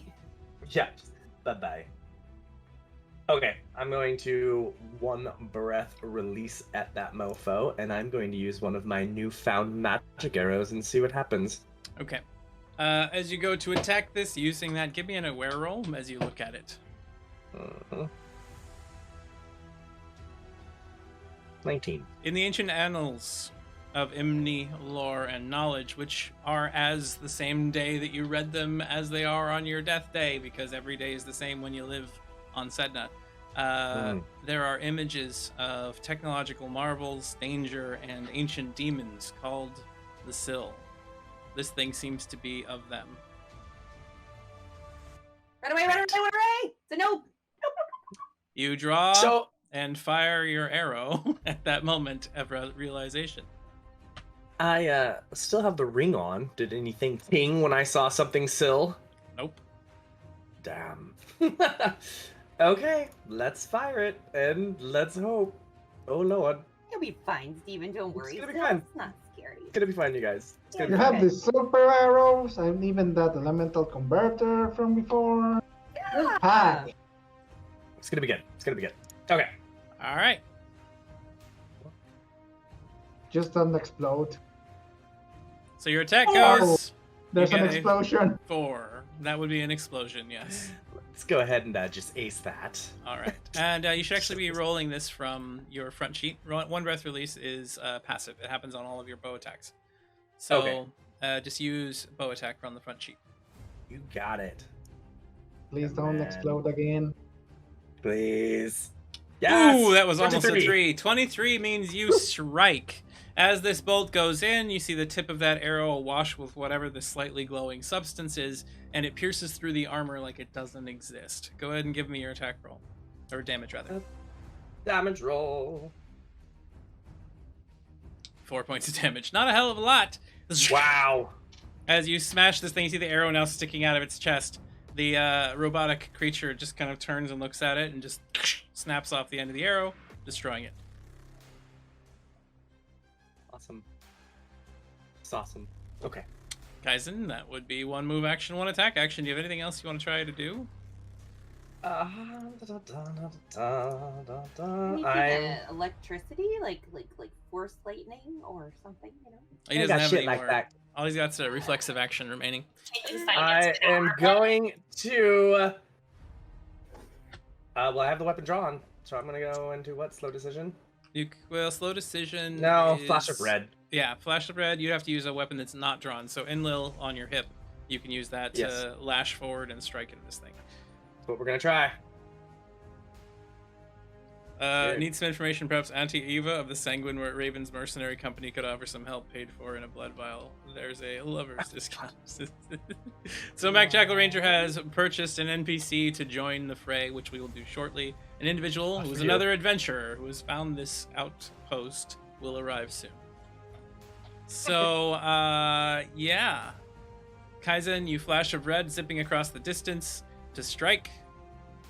That is going to require chaos because it's a little outside your normal range. One application, give me a magical roll and spend the overload in order to use the skill. Bring it on. Nice. You zip over the distance. Now you can roll Enlil's attack to see if you hit this enemy. The rolls their defense, No. getting a 5. You have to beat a 5. You hit. 14. You zip past, and you will roll damage for me, which will show up. Well, actually, the damage will be rolled at the end of the round, so you have to wait. Okay. All right. So at this point, it is now Nohu's turn. We pop back over to you, Nohu. That thing is standing there in the room with you. You see the pulsing energy down to the south, multiple other directions. You hear the clatter of other feet and responses of intruder coming from different sections of the outpost or of the destroyed structure. So I hear more of them, not just the one in front of me. Yes. But oh well. In that case, I make of the better tools that an adventurer can have, and I'll make use of my wings to make tactical movement over to here as a double movement, because my wings give me a movement of 7, so I can do a double move to get the hell out of Dodge. Tactical movement, you zip across the distance, flying as quickly as you can, getting closer and closer to whatever this thing is. You see a small container that happens to have a glowing stone within the center of it. Contained inside of this field of energy and technology designed to hold it in place. It seems to be defying gravity, floating in one location, and there's this pulse of energy that as it washes off across you, you feel like your metal is tingling. The only way to describe it is every metal article, as this pulse comes across you, kind of vibrates and then stops and vibrates and stops. Your tail, the equipment you have on you, all of the scrap just goes. Hey, Kaisen! I either found something that will blow this whole place up or bury us. Isn't that exciting? Well, at this point, anything is worth trying, I suppose. So yes, it's thrilling! Alright, and that would be Nohu's action for now. The enemies now go. The one behind you walks out around the corner, turns, and shouts out, Intruder, intruder. and fires out a beam of energy that expands into a net towards you. I will use the reflexive action duck and cover, so as to take duck or cover over to the side and be out of sight. All right, give me a duck and cover. You get +2 to the defense roll, and you go in that direction. I will move you as soon as we find out if you got hit or not. Oof. I think not. And then this net goes over, hits the ground. You see some sizzling smoke, and then it fades away. Something else moves in the distance. Another one moves in the distance. 1, 2, 3. And then over here next to Kaizen, that one that's standing next to you turns, and you see that arm that has that glowing, pulsing energy extend a beam of light that it then turns and tries to slice you with. Away. It's not very nice. You will be terminated. And it gets a 22. 22! Roll to parry. Roll to parry. Come on, Perry, let's go. Please? You know you want to? Not a 19. I have Close. 2 No plus cigar. 1s. That only puts you at a 21. Do you have anything else that you can do? I don't know. Hold on. Not really, no. I mean, isn't right. there like a way that the chat can make the bad guy reroll? Damage is coming towards you. As you are standing there, it's going to strike you right across the chest. Kaisa gets a +1 for McSherry. Of course, the audience has deemed you worthy. So as you go to parry, your blade gets struck by this beam, and it shears through it, shattering the weapon. Your sword is now destroyed by the contact, and I have a one-shot bow. But you have stopped the attack. As it swings by, the thing turns, steps forward, and plunges that blade towards your chest as a second attack comes in. Oh no. Don't get hit by that. This one only gets a 9 to strike you. Just trying to dodge it. All right, give me a dodge roll. Defense. Oh lord. What if I don't want to? Wait, what do I roll? Sorry. Defense. Defense. Where is defense? At the top of your friend character sheet. Up above your regen heart. Right below Oh, your, yes. your I always picture. forget where that one is. Oh, There no. it is. You get an Oh, thank 11. God. That still does put you just out of the way. You stumble back, avoiding it, and then it steps forward 1 step and swings in again at your chest. Yeah, seems fair. Avoiding again. This attack is 7. Please. So you're 14. So Just like matrixing it. you're just like dodging back and forth to the side, to the side. You seem to be okay at the moment. You hear it crawl out again. Intruders must be eliminated. And that's that thing. So, I want to try that explosion now. Kaizen, your turn. We're going to do one more round of this, and we'll move on to Kiara again. My turn. Yes, She's Kaizen, fine. your She turn. doesn't- She's like, nah, My just turn we don't have to again. say- Yeah. This thing is getting in Holy closer. crap. Give me an aware roll, by the way. Okay, hold on 2 seconds. 20. As you are sitting there looking around, Ruby, thank you for the raid. Ruby. Hello, Yes! Raiders. Hello, Raiders. Hearts all around. Thank you very much for being here. We're hoping nobody dies tonight. Kaizen, as you are looking around, you hear the sound of scraping behind you, and you see another one of these things starting to come out from around the corner. You look down, you see the ring on your hand. It's not working. You remember it making you invisible. And then you notice that the band that had shown you owed something to Abraxas is gone. Oh, What did you do? I don't know what I did. Okay, I am going to go into. Oh my god. Introspection? Introspection to protect yourself against the attacks. All right, that will use all of your. No, that's waiting. Yeah, waiting. Introspection is if you just hold on, but waiting makes it so that you attack first if they come at you. So Yes. you begin waiting. Mm-hmm. Probably a good idea. We move over to Nohu then. So Nohu, you're around the corner. You know that thing's coming out there. You see this glowing object on the DS. You don't know what it does, where it is, why it's there. Well, I know that whatever is, experience, you take out something from a dais, something is bound to happen. So I might as well, launch myself or fly in this case and grab it midway and try to keep, on moving if possible. All right, so you move right over to it and try to grab it. You're gonna try to grab it while flying by. Is that the idea? Yeah. All right, give A me flyby. a strong roll as you attempt to break it free of its bonds and pull it off of the device. You need to get a 16 or higher. Some only small. Great. And certainly not making any time for, audiences to give me like a +8 that I might need or something. Plus just 8. taking a moment to, All breathe. right, Nohu, 16 or higher. Give us the roll. Nat 20. All right, so Nohu, 2 choices. Do you wish to remove this thing entirely without causing yourself harm? Or do you wish to recognize what it's powering and why that might be a bad idea? Why removing it might be a bad idea? Yes. Well, I'll obviously take it out. without You don't any care. problem. Just taking it out. Got it. You zip past, you reach down, you grab a hold of this so fast that as an electrical charge kind of bolts off of it and there's this blast around, you just spin through the air, avoiding it all, and then hold this glowing stone in front of you. You can feel it vibrating with strength. Whatever it is, it holds some sort of very potent magic power and seems to have elven runes written across it. How big is it? Like, is It's it like about- a piece that? It's about like a thunder egg size, so they're about that big. All right, rock candy. Go into the mouth. It goes.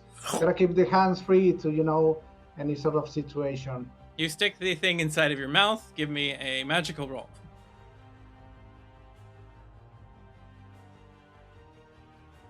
Oh, you're able to resist the effects of whatever this is temporarily, and it doesn't cause harm to you while you have it in your mouth.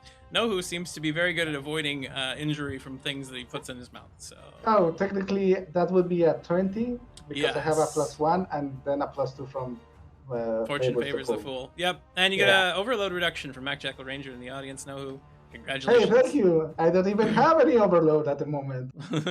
He's But just when I spend it, Well, we will turn that into a +1 for you, or a free ability use of your choice. good. All right.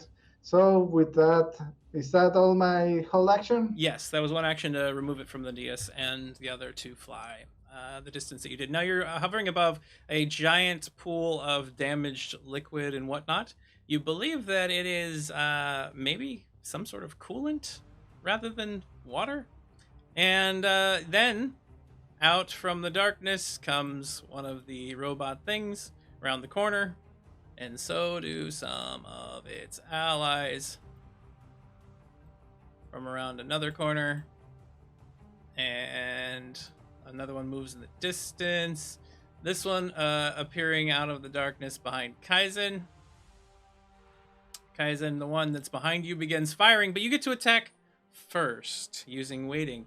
The only thing that you have to attack with is your bow right now because the weapon is damaged, unless you wish to throw the shards of Enlil. No, I'm going to do my once or 4 episode Spray of Elements, which is 3d6 plus 2 damage, and Alright. hope I don't blow up. So you have to roll to succeed. As long as you're above the attack roll of the opponent, you will stop them from using said attack and will attack first.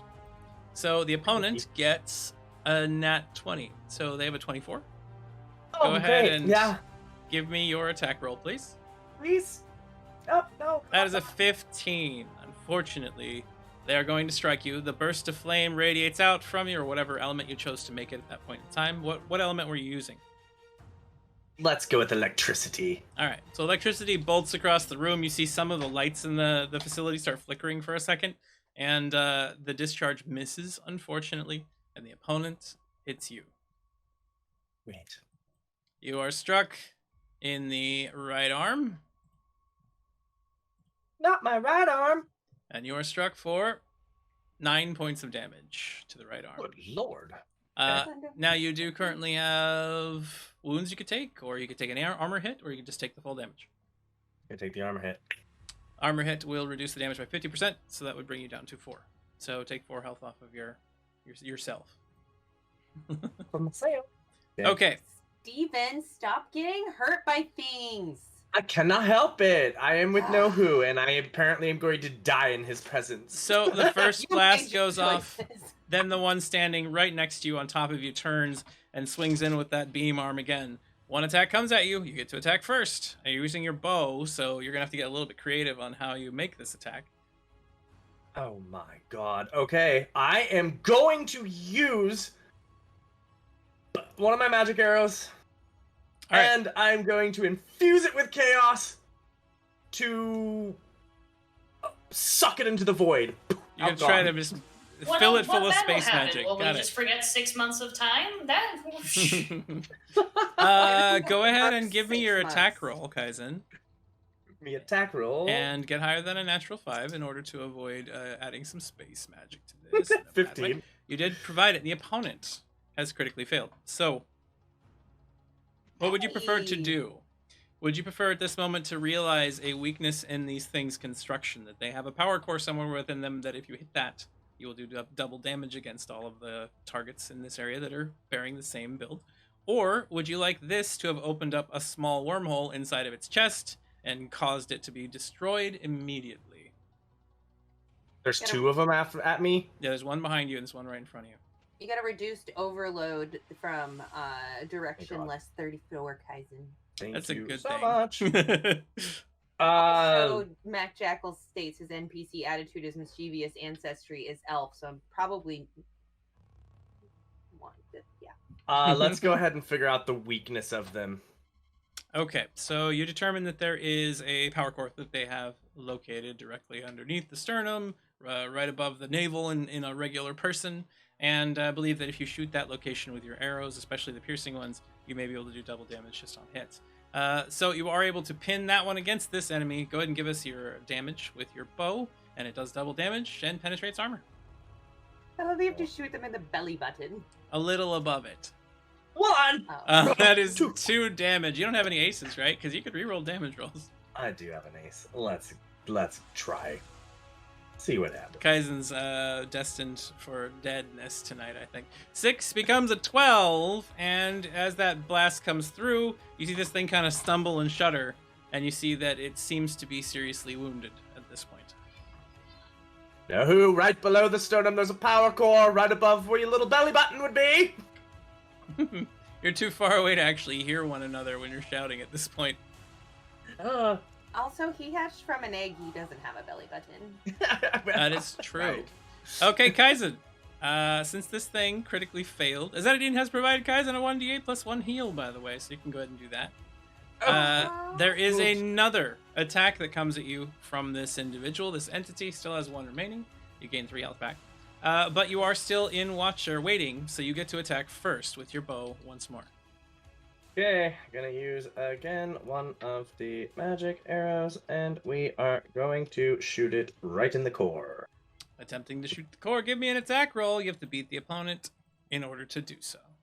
The opponent gets a 12, 11 versus your 16. You hit. You're going to cause damage first. Go ahead and roll for damage. And that is 8 points. This time, your arrow strikes true. There's a...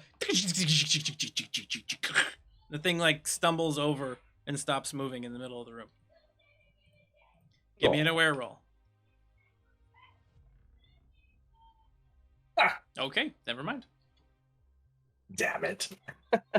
That would be that from you out to Nohu and Kaizen. Both went. And now we fade scenes as we head back to Kiara. Kiara, some time has passed. You happen to have had that little altercation with Aurora. You ate a meal, mostly in silence, from the side of this large and rather cold and opulent table, servants standing around watching the two of you, her making small talk and discussing some matters of state which bored you, but nothing of real value since she seems to hide what she actually does for work. A lot of it being confidential, a lot of it being stuff she just doesn't feel like you need to hear. And as you have finished up, she escorts, or some of the servants come over, she has them escort you up to your room, whereupon you walk inside and sit down on a bed that feels both familiar and uncomfortable and not familiar at the same time. Outside of the window that you happen to be at on your balcony nearby, there is a massive multiple 100-foot drop or so, as you can see into the city down below. So first question, is any of my shit in this room, like my guns? Your equipment is not in this room. That's all my guns back. You have your garter gun. That's not the same. I want the hand cannon. I want my hand cannon back. I mean, I am, I guess, just willing to run away without any of my stuff, because if I spend more time trying to find my stuff, it's going to probably give away that I'm trying to leave, but also it's 100-something feet down, so that's not fun. Also, maybe your stuff's on Miocenis still. Maybe. I could have just stripped naked and started walking through Miocenis when I thought everything was, you know... She did feel it necessary to ask if you were okay. That would warrant it, you know? Exactly. So, like, maybe I did just strip butt naked and go, is there, like, gardens or things of that nature that I could, you know, say I wish to walk through by myself so I could not be 100-some feet away from the city? There is a garden in the center of the compound for the house. So do you change your outfit? You still wearing the dress? Oh, 100%. Pants, please. Pants. Right. You look through drawers. You look through everything in there. You got dress after opulent dress after an opulent nightgown after, you know, wear that you would never be caught dead in, and eventually find just an old pair of like jeans that are made for gardening. Some brown leather that just happens to be buried in everything. I'm gonna take those and whatever shirt-ish thing I can find that isn't a dress. Ty, are you watching chat? I am. I don't know how to... Okay. So you are in there getting changed when you hear the sounds of booted footsteps coming up the stairs, and you hear loud and raucous laughter, and you hear somebody mentioning that they think that you're gone and that maybe they could sneak in and steal some of your clothing for some reason. Panty raid. Good old panty raid. Okay. So They can be fabulous too. As you hear some of them kind of bumping around outside, and you're, you know, just got finished getting dressed and everything, the door like, yeah, I think we're good. And the door like comes open, and you see this very bleary-eyed security force from the house just kind of look up. Howdy, ma'am. I'm gonna beat him to the door, kick that door closed, lock it, And hold him at gunpoint. So you're gonna hold him inside? Oh yeah. All right. What gun are you using? The My Derringer? little The my tiny little gun, the only one that I the have. little spotter pistol. All right. So you rush forward. Also, Give you me get an agile plus roll. 1 to whatever you're For doing. nudity. Yeah. For nudity. Yeah. All right. Give me an agile roll. The opponent gets a 14, 13, 12. A 12 to like step back and not be grabbed. You got a 10. We're using that. All right. Another roll. That's much better. There you go. 20. So you lunge forward very quickly. Get this individual in a bit of a headlock. They're very drunk and smelling very strongly of poor alcohol. And then you kick the door shut and lock it and pull back with the gun against his head. Whoa. I'm sorry, Lady Elena. I didn't mean... we weren't going to cause any problems. Here's what we are going to do. You are going to say that you are taking me out as security for a simple stroll around town. I'm going to leave you about a mile away from here, and you are going to say nothing. Sound good? A stroll around town. Nobody's going to let us... We're not allowed to take you outside the house. Everybody knows that. Oh, but are you not security? I am, but I would never get on Aurora's bad side. Would you rather be on Aurora's bad side or the bad side of the person who has a gun to your head? Let's not be. You see at that point, the final part of that statement comes through as he passes out in your arms. Damn it.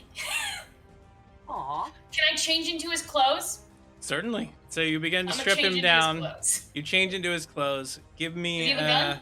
He does have a baton, and he's got an electric rod, basically, for stunning. I'll take it. I'll take a stun. I'll take a cattle prod.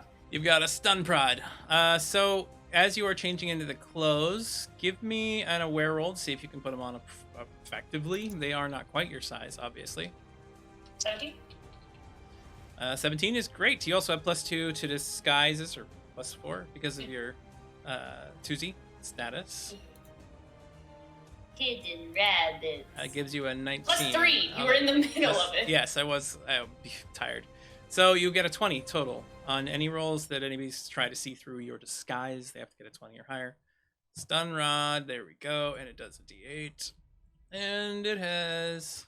Does There a you go. D8 is stun rod? That's fun.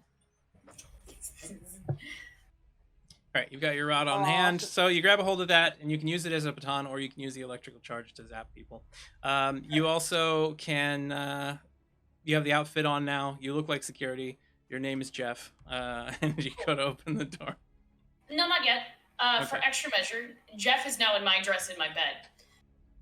So you stuff want Jeff it to in be your fabulous. dress in the bed, and you hear like the Yes, banging. look. You hear the banging on the door from like another soldier that was outside, or security officer. Jeff, are you okay in there? Did you anger the lady of the house? He is fine. We are just having a conversation. Please leave. How very untoward.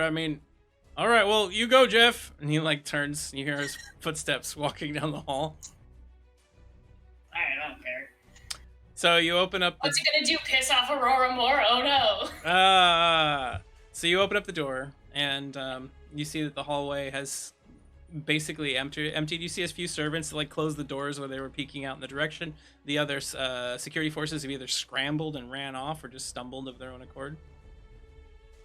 I'm leaving. You How'd I start go? heading towards the front door, and as you're walking in that direction, you come out into the main hall, and you can hear voices in front of you. So give me a agile roll to remain hidden.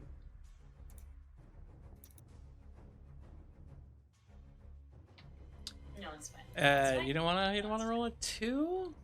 That is a 12. Not incredibly well done. So we'll see what happens. Aurora Aurora is walking. You are under a lot of pressure. I will allow endurance in this case. Cool. Please. Much Whew, better. 24. So at this point in time, as you are standing there and you walk towards the you got an ace from a Zetadine, by the way, you can use later. Good. You happen to see Aurora stepping out there with the driver, with a couple of other servants nearby, and they are talking to each other. So, Aurora down below turns. Of course not. I just promised I would not do anything untoward. We know that's too much of a danger for them to continue. We don't want to have another war on our hands.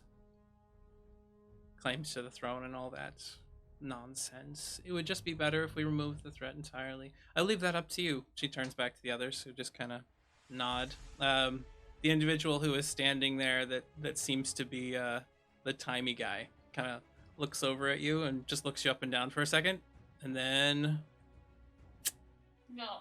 I'll stun him. I'll stun him and run. just turns back and doesn't seem to say anything. When the stealth mission fails, you just resort to violence and running. That's what I've learned. Yes, mistress. We just need the resources required, but we'll get everything in order. Me and the others, we will return to Miocenis and gather this individual for you. What are you going to do about her brother? Now that one I don't have to... I can handle that one myself. So... I've heard that he is just on the edges of space at the moment. A sparrow, mind you. It's about time we did something about these pirates, anyways. The other two nod and turn. And she's like, be on your way. I must rest. We have a lot to do. Then you see these lackeys of Aurora's move from the building as she turns and walks back into the kitchen, where you can hear her shout at a servant about some wine or something. You just step out and start heading towards the front door. Oh, yeah. As you walk towards the front door, you see a couple of if the timey-wimey fuck face is there, I'm gonna throw a fit. you see a couple of the soldiers nearby. Security guards. You call them soldiers, but they're security agents in this case. They're not quite peacekeepers or legal. But they turn and look over towards you. Jeff. And then you walk between the two of them out the door. Why are they all Jeff? They were saying that Kiara They're was saying Jeff. Oh, it's not like a nameless identity thing. I don't put it past Aurora to do that weird nameless identity thing where you're all Jeff. Just like as you walk past the guards, like, I'm Jeff. Hi, I'm Jeff as well. Jeff. Jeff. Hi, Jeff. They're like, everyone knows that nobility hires Pokemon guards where they can only say their own name. Jeff. Yeah. So you step outside, Kiara, and would you head left or right? Do I know which direction my friend is? Your From friend, here? if you turn and head left, you can actually take some of the more servant walkways that are going to be a longer route there. If you head right, you'll go down Main Street. You'll be heading directly towards it on a shorter route, but more in the open. No, we're gonna go the longer route. All right. So you turn and walk down a couple of alleyways, heading on your merry route to try to see if you can get to your friend who might be able to smuggle you out of the city in some way and try to make it back to your friends. And I will give Kiara a map now. I get the map. I don't like that. That So- makes me scared. Currently, you are in the back alleys of the city, and I'll describe where people might be, even if I don't put their tokens on the map and things like that. But as you step into this area of the city, you can see people kind of moving back and forth. It's later in the evening. Servants are only going to do the big masquerade-style extravaganzas the nobles hold late in the evening, traveling to and fro very, very rapidly, carrying various bits of dirty cloths and supplies and things that are expensive, food and whatnot, as they travel where they need to very quickly in an attempt to serve the needs of their nobility. And from where you're at, you need to travel up and over the walkway and head into the back alleys a little further. As you step out in that direction, we will be making some rolls because there are some peacekeepers out here that monitor the area, and you have to bypass each and every one of them. It's I but a Jeff. I don't know what you're talking about. I'm just but a Jeff. I am So, Jeff. Hello, Jeff. I will put some out here just a moment. First things first, we will add just a few of these individuals who are going to be on the map in various positions around it. that I like are the watching. fact the map's name is Kiara Run 1. There As though there are multiple to be had. are a few. I have made some plans, so you know. I hate all of it. Where are they though? My tokens are missing. I apologize. Oh no, no audience, for peacekeepers. I am but the taking a Jeff. little while. Goodbye. I'm a Jeff. Jeff. I am but the peaceful Jeff. Do not worry, officer. I'm not but a humble Jeff. No need for concern. Just your average day Avalon named Jeff. Quiet. There we go. Yes, quite. Give it to me. A Jeff.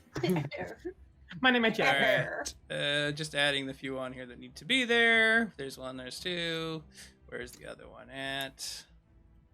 And we'll handle these as you get to those positions, if and when you do. So first off, you can move your movement twice. Again, the first movement, I'll describe what happens, and then you can make a decision from there and then go to your second standard action movement. There is a +1 to Rob for that excellent goofery, by the way.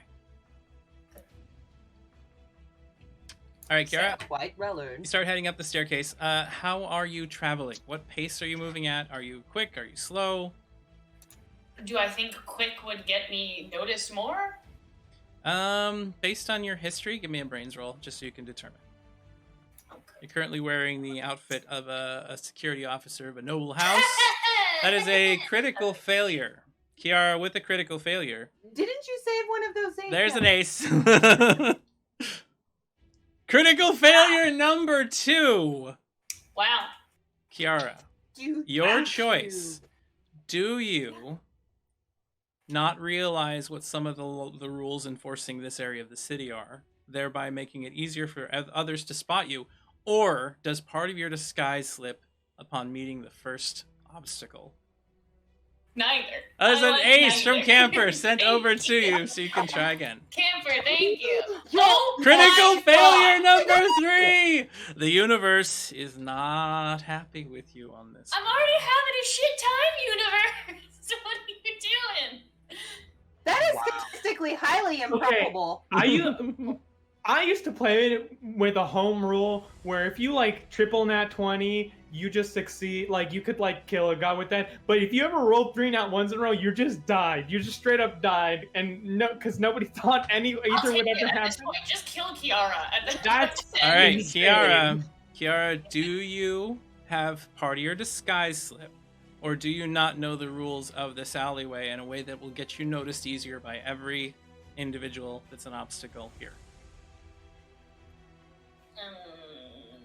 Part of, because it's just one when part of my thing slips, so I'll just Yes. do part of my GF disguise slips. So as long as you're able to bypass the first threat, you will be able to maybe put that back in order, but you'll be pretty much noticed immediately upon your first engagement. So you go there, you get to have one more move. There's a peacekeeper back here watching servants moving through the location that's just kind of waving some people through. Looks a little bit bored. And so you now get to move again. 7. What if you don't? What As if you you- just climb up the roof? And I mean, that's avoid a- this? that's a- Take the roofs. It's an option. So you walk up this little platform and you just start hurriedly moving past to the side, and you hear a gruff, "Hey, you! Hey, come back here!" Jeff. Are you playing dumb? Is that what I'm hearing right now? Yeah, I'm gonna assume he's not talking to me and keep moving. Born in Jeffy Jeff. Eddie Izzard? No? House Leon Security Force, stop where you're standing right now. That's definitely me. I'm gonna stop. The dwarf walks over towards you a little bit. You have no authorization to be here, and excuse me. You see him put his hand on the revolver at his hip. It's not working. My fake mustache is not working. Your fake, that's the problem right there. The makeup that you're wearing, as you have been running from the facility, you've been sweating. You've been getting a little bit nervous, and moving through the city, your makeup that you have applied to your face has now begun to smear off. You are at a position where you no longer look like Jeff, but kind of like Jeffina, sort of, with a bunch of melting makeup. As he looks at you, he goes, "Explain yourself. What's going on with your face?" I'm not drunk. I'm gonna pretend I'm drunk. He was drunk. Okay. I'm gonna start just kind of. Do I have? Okay, so just a quick question.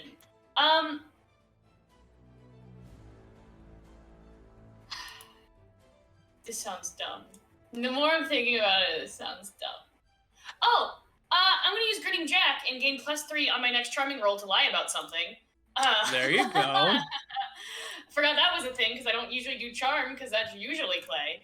I'm gonna pretend I'm drunk and just kind of like lean on him and go, Ossifer. Ossifer. And just get real uncomfortably close in the hopes Alright. that he just backs off. Give me a charming roll at +3 as you attempt to lie to this individual, trying to get them to be convinced that you are drunk and sloppy. Wow. You got a 5. That's in this my case- +3 as well. And in 6, the 7, case 8. of drinking, wouldn't the lower the roll be better? Because like the messier, No. the shittier you That's- are. you I'm a messy drunk. Why are you at -3 golf rolls. right now? Because I have a -3 charming. Oh, right. You are not a very charming individual. So you No. start very poorly slurring. You're only 3 below the target. But that's... So he looks at you and goes, cut the shit. Who are you and what are you doing back here? This time he's actually broken the latch, the security on his hip, and has moved his revolver free. Oh, I'd look, like a weapon. to argue that this is disrespectful. You got your 3. You got your I don't think +3. I'm being attacked Yeah, right counterpoint. You Point. did What get if your you- +3 from his editing. Somebody use it. Well, we'll give it to you then. So, you obviously very much drunk. The outfit helps a little because it smells like booze still. So, Does it fit me properly? so he does state, "Cut the shit, you were." Oh, get off of me! Back up! Look, you know I've been through some of what you're going through time and time again. We all know how it is like up here in the major city. Sometimes the nobility is difficult to handle, but that does not give you an excuse to be like this. You still have a job to uphold, all right? Aye, Capitan. Yeah. Your mother would be angry at you. She's gonna start crying. I don't know my mom. I mean, look, get home as quickly as you can, go to sleep, get back to work the following day, and forget all this mess happened. Don't do this again. Don't let me catch you doing this again. Bye-bye now. And Kiara gets Bye-bye. past the first one. As you move a little bit away, what direction are you going to head? Up the stairs, which is going to put you moving through somebody's house and potentially some of their events, or down through the boatyard, basically, nearby. I don't want to go through someone's house. I don't want to deal with people. I do like Shannon's suggestion. Can I just climb someone's roof? You can attempt to, but that's going to look very Parkour. out of place. Yeah, but if I parkour fast enough. If nobody notices you, I guess. But Exactly. from this position, you're standing right in front of an officer who's watching you. That's fair. I'm gonna go down towards the boat dock. All right, so this dock happens to be over a what are those things called? I can't remember it off the top of my head. It's where you build a boat in water because it floats. And this is where they're A making dock? airships. It's dry dock. Up Yeah, here. pier kind of, but it's not actually on water. It's artificial. So you move to the side, you start heading into that building and walking through this space, and that will be your turn for now. We move back to Clay and Nova. The two of you have traveled outside. You've gone and cornered a couple of the hunters in the village. Jesus! Where are they? Just snapping down at him. So I was busy trolling my brother in chat there. So you've got Laren, Dota, and not Eckhart. That's Laren, Dota, and Fangtooth are there at the moment. A couple of the hunters of the Oh. village, and you see them just sitting outside of the watchtower, basically, with a large pagoda over top that happens to be protecting them from rain. They're playing cards and just have I a little love lantern sitting there. pagodas. They look over at Hey. you, and Laren looks up. Oh, Hi there, Clay. Hi, Nova. Or what are you doing out Hey. so late at night? Heard there was a bit of a breakthrough around the orchard. Everyone all right? I don't know if you were there for it. Bit of a kerfuffle. Yeah, Right. there was it was just A couple of an armling. centipedes, right? Yeah, armling centipedes, a couple of tinier ones, but still a little dangerous. You know, they don't Sure. develop the poisons at that time that are really threatening to us, but they are definitely a nuisance. And if they get into your sleeping bag, whoa! Oh, don't put that into my All head. right. Well, we're gonna swiftly move on. So you folks know your way around the local area, right? I would say we get out a bit, yeah. Oh, let me rephrase that. You all are master hunters who have the local area down pat. You Come on, silly Clay. don't be humble about this. I mean, the fact that you all can hunt, it takes a lot, right? It takes a lot. Give yourself that credit. Well, thanks. Now, we got some directions to find some of our friends that wandered away, but it's not like a point on a map directions. It's landmarks and kind of general directions. So you're I wondering wrote if you them might down. Oh, that seems to say red flags. Oh, that's the other one. Sorry, we're teaching Brownie about There what we is go. and isn't okay. You know, that kind of stuff. Let's see. Yeah, well, they scratch their head. I'm gonna give them both a roll to see if they can determine any details about this. And both of them are like, well, I think I know that one, but I know maybe that one over by the old moss helm. No, that was maybe that's by that cliff face. You know, the one where we had to fight the giant Urgruk, right? No. So since you guys know everybody in town too, since you're such fabulous hunters, do you know anybody who might just, I don't know, readily know? I mean, you guys are stuck up here and we wouldn't want to take up a whole bunch of your time. Do you know anybody that might know actually where these places are? Well, Also, very important card game. I can see. Oh. I mean, if you're looking for somebody who can potentially do this the best for you,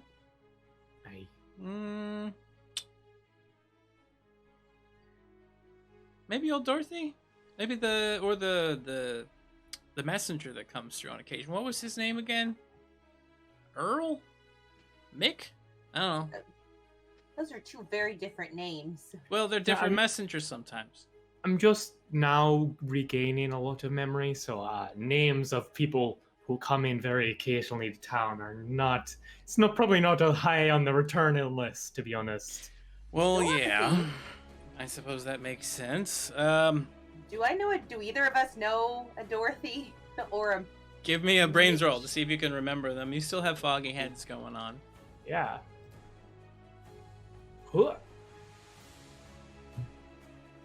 Nova, do you remember Dorothy Sparks? She's a gnome that is considered the crazy old witch lady that lives out in the swamp. She's that gnome crazy witch lady that lives out in the swamp. I thought that was a story we made up. I think it wasn't. I don't know. But I trust your instincts. I wouldn't. Do you know where direction of Dorothy? Well, I mean, people usually stay away from the giant redwood. You don't really miss that one. It's just east of us a little ways. For what reasons in particular? Well, it's where she lives. She doesn't really like people coming on her property. We are charming AF. We'll be fine. Right. All right. And how dangerous is it to get there? Well, she apparently has some sort of giant creature that watches over her and scares off individuals. They say it's fanged and has like a big beak and it can like fly at you. It's got multiple wings. We could hopefully. That's so cute. Yeah, I mean, we could actually potentially be the first people to get like permission to come through or something, or at least be the first to ask. Well, good on you if you find a way over there. She comes over here sometimes and does some trading, but Sure. Yeah. Would you mind just pull like a scratch piece of paper, like just doing me some directions and a little map? Oh, Just- yeah. just Here in you case. go. And he starts scribbling it down. And he's just drawing an image of the distance. You can see some of the trees he's like looking out over. And he like draws a couple of lines and things like that on the page. And how far out would you say? Like, is this like a few hours like out? Hour or two, walking. Okay, Yeah. great. Perfect. If you had Well- a hopper or something, it'd be a bit faster. Well, of course. If we only had a hopper. Just saying. Anyway, you all have been super helpful. If we weren't up to stuff and it weren't so late, I would have asked you to deal me in, but I'll have to rain check for now. All right. Well, you two have a wonderful night. Thanks for stopping by. You should fold. Good night. Oh, yeah. He's Oh, like, what? Like, I take a peek at his cards. Oh, my friend, that's not... I mean, it could be anything. Just All walk away. right. So the two of you head back to the house, or where you go What from there? time is it? It's about 10 o'clock at night right now. What time is the picnic? The picnic already happened. What? What? Oh, which picnic are you talking about? The now? The one that we promised... No, it's tomorrow. It's tomorrow. tomorrow. Yes, that one with the one you were gonna have with Brownie is tomorrow. Yes. Yes. Don't do that. Sorry, I was confused on details. I think Give me a both break. Rob and I were both like, Yeah, like We don't. No! We didn't miss the picnic. So I don't know how you're doing. It's been a hell of a day. So part of me is just thinking, why not just keep it going, right? Instead of like resting and then just like, let's just overwhelm ourselves and then go to bed. There's a bleeding Skixon in my bed, and so. Well, there you go. I mean, I can't make you sleep in that. We gotta just And get it this would going be rude first, to right? wake him up. Clearly, Of course, he needs his right? sleep. Our guest and the You're saying routine, this like as we're walking towards the tree. justifying it as we Yeah. leave. All right, so the two of you start heading on out in the direction, or further into the swamp, heading towards What could northeast, go wrong? and we switch back over to our two adventurers. So, next up on the list, we currently have Kaizen. Kaizen, you're surrounded by these two. One of these things seems to have dropped. The one behind you is still a threat, very much. You do hear more of these things in the distance. And give me a magical roll. Magical. Come on, magical. 16. All right. Something buzzes through your mind temporarily. Pulses of energy seem to be coming from a different section of the building. And then you hear, more than hear, you kind of feel the crack near you begin shrinking and getting smaller. Oh no. And then the ring on your finger snaps and turns into dust and falls onto the floor. What have I done? And then in the distance, you hear the sound of something smashing, the ground shaking a little bit. And the robot thing nearby you turns and then turns towards you and then just says, Stay where you are. Do not move, and you will not be harmed. She is coming. Who is coming? She that made us.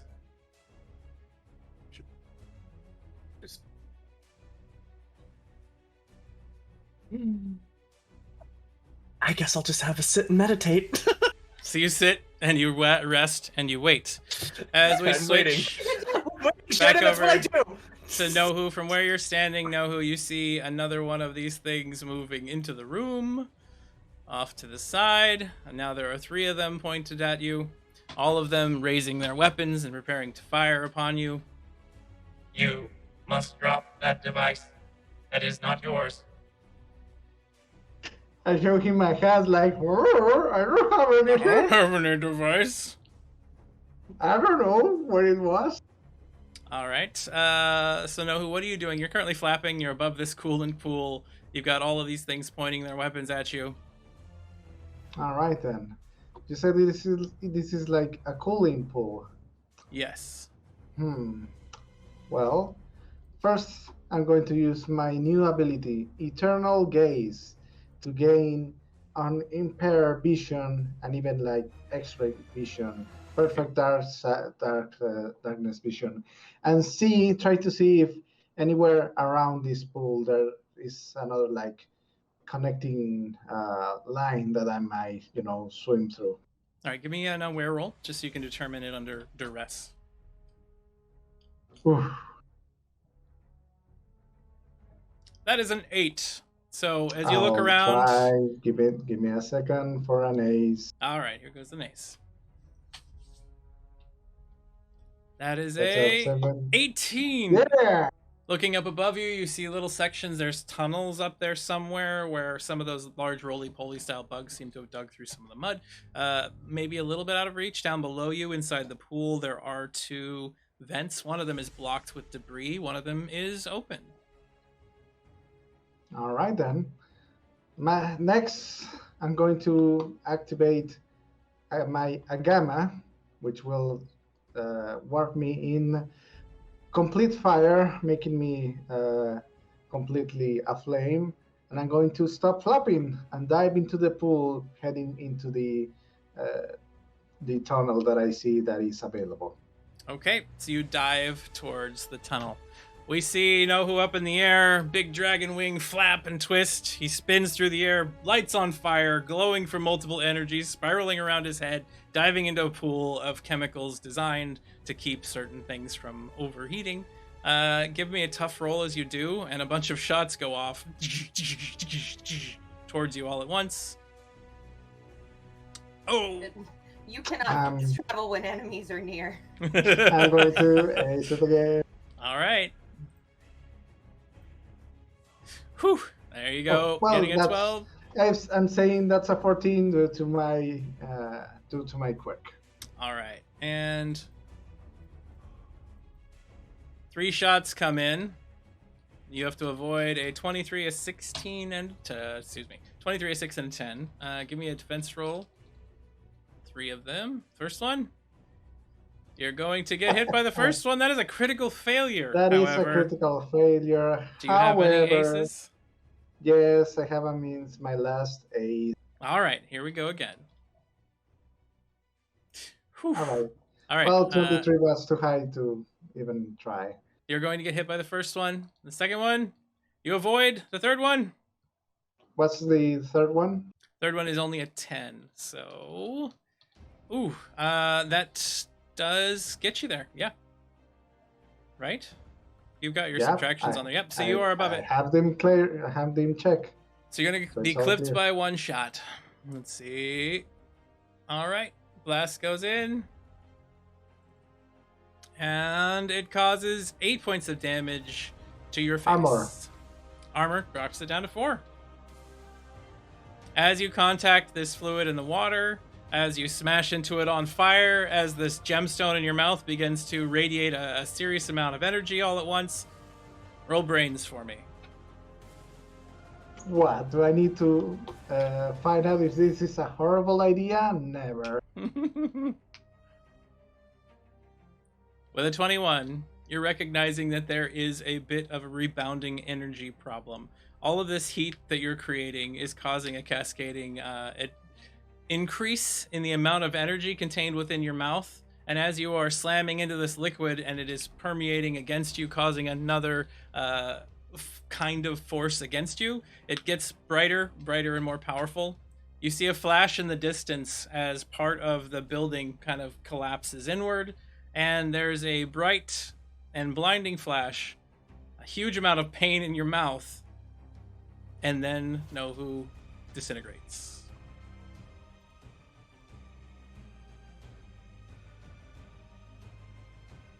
So that went well, I think. Swimmingly. Nohu got Thanos snapped.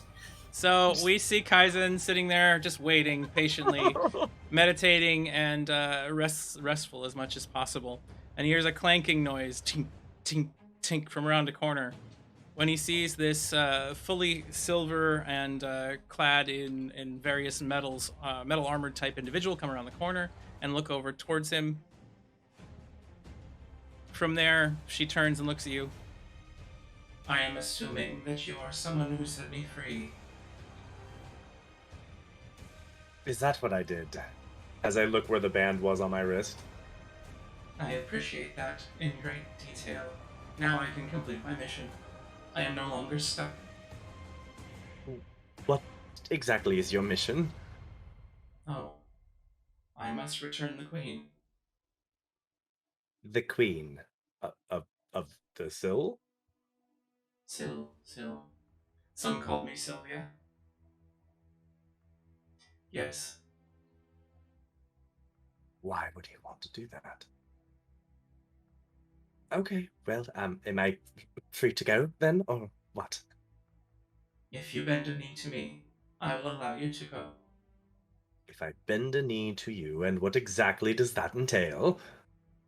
I need you to gather me some supplies. And what exactly are these supplies? An energy core, and a few stones of power. I seem to have come into contact with some of them before. There is a ship coming here that has one. I need it. Do you know Abraxas? I do not know that name. If it's not one enslaver, it's another. Fine. If that gets me free. Of course. What shall I call you? Kaizen. Nice to meet you, Kaizen. I am sure that we will come to terms with our arrangement in the future.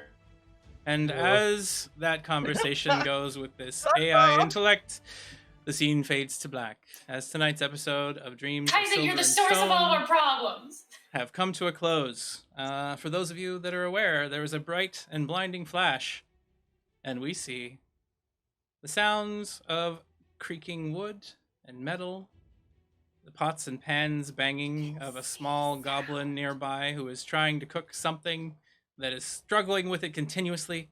I think I found it. You know, if I have to cook without all this bread, and I have to use meat, I can make bread flour out of meat, and then, yeah, it'll be good. And it, oh, why, hello there, cube. As we see this red cube full of scales stand up and stretch itself, Nohu, standing aboard the Archimedes, unfurls. And tonight's episode, blah, blah, blah, vomiting all over the floor. Thank you very much for watching, everybody. Hope you've enjoyed yourselves. We're going to go around the table. We're going to say our goodbyes. We're going to say our favorite moments from tonight. Let's do that, because I'm sure you all have so many. And we will be returning next week, of course, with more Dreams of Silver and Stone. So, as usual, we'll start off at random. First one that's going to go tonight is Kaizen. Steven, you're up. Oh. Hello, everyone. Man. I'm Eldevian Devil, playing Kaizen, also in the real world, Steven. And, geez, okay. Just putting me between some hard places everywhere, aren't you, Dyson? You don't have to be so goddamn agreeable. I Stop literally saying yes to otherworldly beings. and no sword. What would I do? You can be a good guy without being a chump. You gotta find a way. Oh my gosh. Favorite part of the episode tonight was definitely when Nova had her little breakdown. I know she was sad, but I was laughing my ass off because you were being absolutely hilarious. And that was my highlight of the night because, yeah, made me happy that you were sad. So sorry about it. Thanks, I love you too. Wow. All right, moving on from there to Man of the Hour Strat. Hello, everybody. I'm Stratful playing as Nohu, and well, my favorite scene of this episode would have to go for Kiara for her excellent play as Metal Gear Kiara and her dual nature of, oh man, I want to go stealthy, but I really want to like punch everyone, maybe try to kill them, but now I should try to go this stealth route. It just reminded me how I play Metal Gear as well. Like, oh, all right, I'll just go to the stealth route, but I really want to shoot everyone in the head. Absolutely. Nothing's stopping me from shooting someone from a barrel. True. All right, moving right along to Shannon. My favorite part was all of it. I feel very so Nohu is a cube, and like Kiara's over there getting like emotionally tortured, terrified. I'm uncomfy with this situation. Like, not in a like lines or veils sort of way, but just in that general like you know? Hey, I'm gonna hold your friend's safety hostage so you don't date me longer. Because I love you. Yeah. You know, like all the people you've grown to care and I've noticed that you care for, what if I just threaten their safety so you have to stay with me forever? Because I love you. Yeah, the whole thing, it's gross, that storyline. I know Tyson feels gross playing it, so if that's any consolation. Yeah. I know that feeling. I love Strat's thing with the thing and the basically saying I don't want to roll to know this is a bad idea because I'm know who and everything I do is a bad idea, basically. Yeah. And then Kaizen, what the hell? Again, you can be good without being like, ah. You're very agreeable. I feel like you're like the like epitome of the like, you know, like an improv, like you have to take the thing. This is role playing. You don't always have to take the thing. Like, But you can I know like to see things get exciting. Yes. And then Rob, your neurotic fatherliness is fabulous. So that's fun. So everybody, great job. I'm uncomfortable with you all. That's a perfect way to put it. It's wonderful. Anna, your turn. Speaking of uncomfortable, hi everyone, I'm Sanctum Cosplays, also known as Anna. I am here on Thursdays, whether it's Silver and Stone or Monster Hearts, if you want to talk about uncomfortable. So there's that. Honestly, though, which one's more uncomfortable right now, Monster Hearts or this game? So, like, yeah, I think it's this game. I think it's this one. Favorite part of the episode? I do kind of like the weird insecurity that Aurora had about Nova. It's funny to me. Like, She's like, oh, she's pretty. I'm like, yeah, and she's annoying as fuck. I almost wanted to say, like, as soon as you, like, every interaction, she gets upset. It's like, because you're just fucking mean! No, that's how Kiara does banter. It's just one-sided and really harsh. That's her version of banter. It's one-sided, it's not banter, In her Kiara. mind it is. Steven, I love you, but stop saying yes to horrible, like, you know, gods and horrible beings, please. Please stop. Please, I can't take it anymore. Please. He's out of his element. He doesn't know you guys. Also, at some point, Ty, I want to give you the same speech that I gave to Rob when this morning about the differences. Why I think this 6-month time shift was incorrect because of the differences in retrograde and interrograde amnesia. So I'll give you that speech at some point. But Well, chaos. Yeah. I mean, That was Rob's response. Chaos. No. it is magic, Anna. That It was is my not second science. response. I'm just If saying, I was going hold with on, true okay. science, I understand. Brief argument why. Kaizen chose to erase the past, like, 30 seconds, but we got jumped into the future. So technically we should have just erased all of our past memory as opposed to being not able to remember the future. That's retrograde versus interrograde amnesia. Yes, but he impacted the amnesia of your entire just mind, dabbed. causing you to have My memory mouth. problems that were continuing. It affected both I liked it versions. less when it That's was what I'm it's saying. not a dab. Anyway, Whatever. speaking of Really dabs, just we'll move fucking right along scampering out. to Rob. You're up next. Hey everyone, I'm Robbie Rolling. You can find me here Thursdays, and there's gonna be some more information about things going on Saturdays pretty soon here. Also, Already we spoiled did it. reschedule your one shot for next Wednesday. Yes. Also, next Wednesday at 7:30 Eastern Standard Time, you can find us for what should be a very fun, like clockwork. I remember the name of my own one shot with the wonderful folks over at Nat 21 Adventures. If you don't follow them already, haven't checked out any of their stuff, please do so. They are delightful folks. My favorite part, first of all, gotta give props.